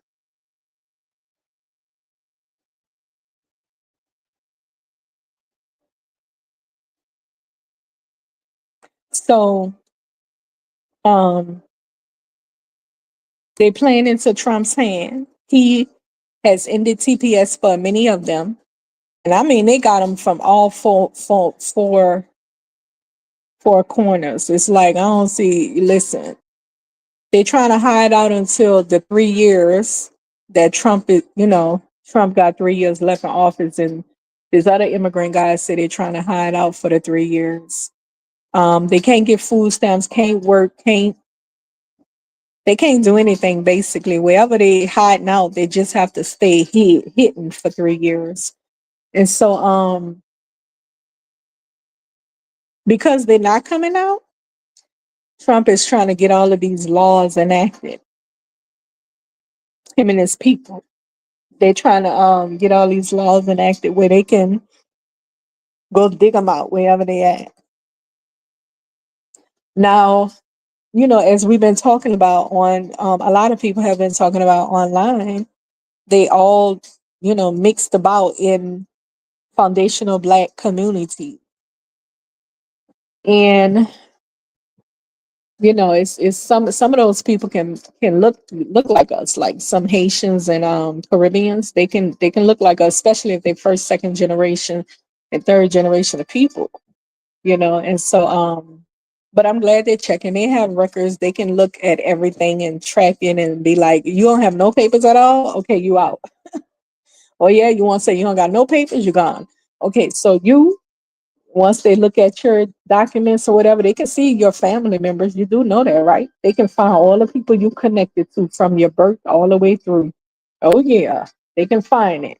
And so if they have any any immigrants in their lineage, they're going to be heavily investigated to see if their parents is whatever. And then, yeah, they don't got all their T's crossed and I's dotted. Whew, because like they're going to be like, what? You're not married to your wife anymore. So you was married to her. And then 1 year after you got your citizenship, you divorced. No, we see too much of this. We ain't feeling that. They got all that, all like, whew.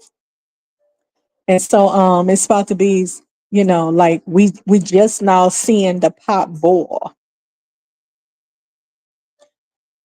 We aware that they coming for the immigrants, and some people who might have warrants, they may get arrested and they're released, not taken to a whole nother country.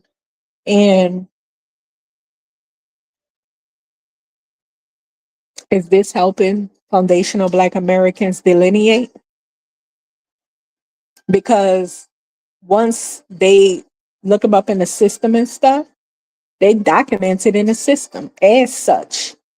Do you see what I'm saying? So if they able to go do a sweep of all these communities, which that's what Trump is trying to do, especially if he get martial law, they're gonna do a whole sweep. And concerning the ones that can pass for a foundational Black American, they're gonna be documented in a system as an immigrant. Talking about orderly, sheesh, he getting it in order. If I gotta yank all of you up and then, release the foundational Black Americans and document the immigrants, they're gonna be documented in the system as such. So when they're doing census and all that, oh, it can be seen on paper. It's gonna be able to be seen on paper if you really are foundational Black American. Come on now, is this helping us foundational Black Americans or not? For them to be able to go through and document all these people. And we ain't even talking about the ones who we know is not, by the eye, you can tell they're not us.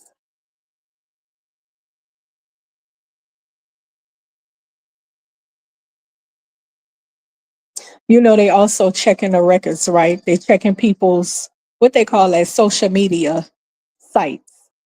If they find any type of anti-American, any type of citizenship promotion, like promoting people to get double and triple citizenship, woo, they're gonna be like, oh yeah, so you in America. You don't really like America, do you? So you in America and you trying to turn the American people against America to go outward and get double, triple citizenship. For what? What's your aim? What's your goal? Oh, I'm just trying to make some money. Hold up. I just did it for money. I'm just trying to make some money. And I would be saying the same shit because, oh, no, don't bring me to no Africa. Ooh, what do you want to know? Don't bring me there. No, no. I'm sorry. Like, hold on, listen. Oh, I feel, it's kind of hard because some of those people who've been deported to African countries, do you know that the Africans that receive them, once they in another country, it doesn't matter. America doesn't care what goes on. Once they on that plane and they stuck in that other country, they no longer America is no longer concerned about them. Do you understand that? Do you know some of the African countries accepted them and locked them up right away? And some of those people have been in jails or prisons for like 3, 4 months before somebody even found out. So, um, yeah, that's really scary. And so, yeah, that's pretty scary.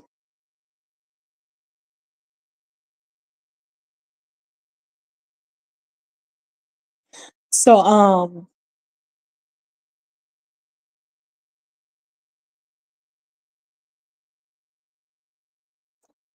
let me see. I think it's really about making the white tea men feel more comfortable in their own country because they feel like they outnumbered by brown men, non-white men. And so they're trying their best to get rid of as many of the uh, non-white men that's military age. Okay. And so yeah, it's, hey, you know. What else was I gonna say about this? Oh, I was saying that they're feeding right into Trump's hand because, he knows that they're gonna protest. They're gonna come out and protest on behalf of their families and stuff. And some of them gonna get rowdy, because that's how some people are. They just rowdy, right? So they're gonna come out and like they had that shooting at the ICE thing and all that kind of stuff. All that right there, the protesting, the fighting ICE and attacking the ICE and National Guards, all that is one of the reasons that they can enact martial law when there's civil unrest, when the police and the military, when the military and ICE and stuff cannot gain control or don't have control. That's when martial law can be enacted. And Trump definitely trying to get that enacted. So, just be aware of therein, as we've been talking, as people been talking about online, and I'm mentioning that they're in Black communities. And so Black people is going to get caught up with having to go down to the place and identify and be identified as a foundational Black American, you know? So, yeah. Yes, yeah. So, I don't want to see, I don't know, like, listen, that martial law thing is kind of scary, right? For me, I'm like, ooh, I wouldn't want to see that. But we know that they're trying to, clean out their country immigrants, you know, or whatever. So that's the current state. That's the current state. And I'm glad to see my foundational Black American people standing down, just stand off, leave it alone. Glad to see that. So, anyways, I'm gonna wrap it up right here. We at the 2 hour mark in 12 minutes. And I think I made my point about all melanated people is not from Africa. I think I made my point that it's not all Africans that's harassing us, but in particular, it's those West Africans that's harassing us. That's harassing foundational Black Americans to identify as African. It's a form of harassment because we've already stated that we're not interested in identifying as you. We're not you. We don't want to be you, and that's that. We've told you 1,000 times we're not you, and we're not. Um, what else we talk about? We talked about how the native indigenous tribes of America is not from Africa. No, they're not. And all the other people dispersed around the world on different islands and land masses are not from Africa. Aboriginals are not Africans. All the other variety of brown skinned folks that was dispersed around the four corners of the earth are not Africans. All humans indeed started in Africa, but was dispersed around the whole landmass, not just Africa. Okay. So, what else we talked about? The replacing the word contribution, that immigrants contributed to foundational Black American culture. No, they didn't contribute. They want to use contribute as a way to claim hold of our cultural creativity and originality of rap and DJing and all that. They did not contribute. They did not sit down and co-found anything or co-invent or co-establish anything. What they did was they was allowed to become participants. Our people, allowed them to participate. That's the new word for you. You were allowed to participate in our cultural creativity and originality. In the FBA, Foundational Black American Creativity and Originality of Rap and DJing MCing and breakdancing and all that other stuff. Okay. All right. So, what else we discussed? The sweeps and how scary it is because, it's possible that martial law can be enacted. And if so, is it helpful to foundational Black Americans delineation movement? I do think so, because those people, they're going to be detained and then marked. Some going to be released and some won't. We know foundational Black Americans will be released, and we know immigrants, some of them will be released and some won't. And I mean, they're going to clean out. They're doing a real house cleaning, boy. And so when it is all said and done, they're going to be documented properly, and they won't be able to go around talking about, um, they foundational Black American, because Trump is making it where the census as well will only identify American citizens, not immigrants. Okay.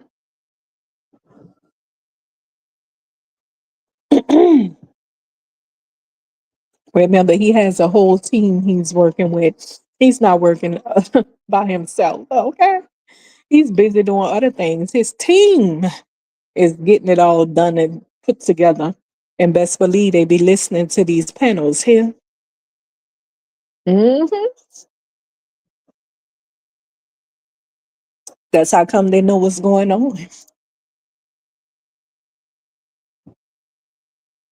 Like, okay, sir, yeah, the foundational Black Americans is a new terminology, what they're using to describe themselves, because they're delineating from that Black immigrants who was trying to claim their culture and heritage and identity, and Africans are actually harassing them. And Trump's like, oh yeah, what Africans? It's the ones from the shithole country. Ugh, we gotta do something. Listen, listen, I'm gonna wrap it up right here. I think I touched on everything I want to touch on in my topic. Yeah, last night, honey, I had did a drag when I was like, wait a minute, I was trying to listen for the point and everything. I'm like, girl, you got to do that over because that sounds boring. I hope you guys learned something though, and I hope that you do some more research and understand. All melanated people do not come from Africa, babe, but all humans started in the Horn of Africa, but was dispersed to the four corners of the earth. Okay. All right. All right. All right. All right. I think I'm gonna wrap it up right there. Thank you for tuning in with Miss Chantell. Have a good night. All right.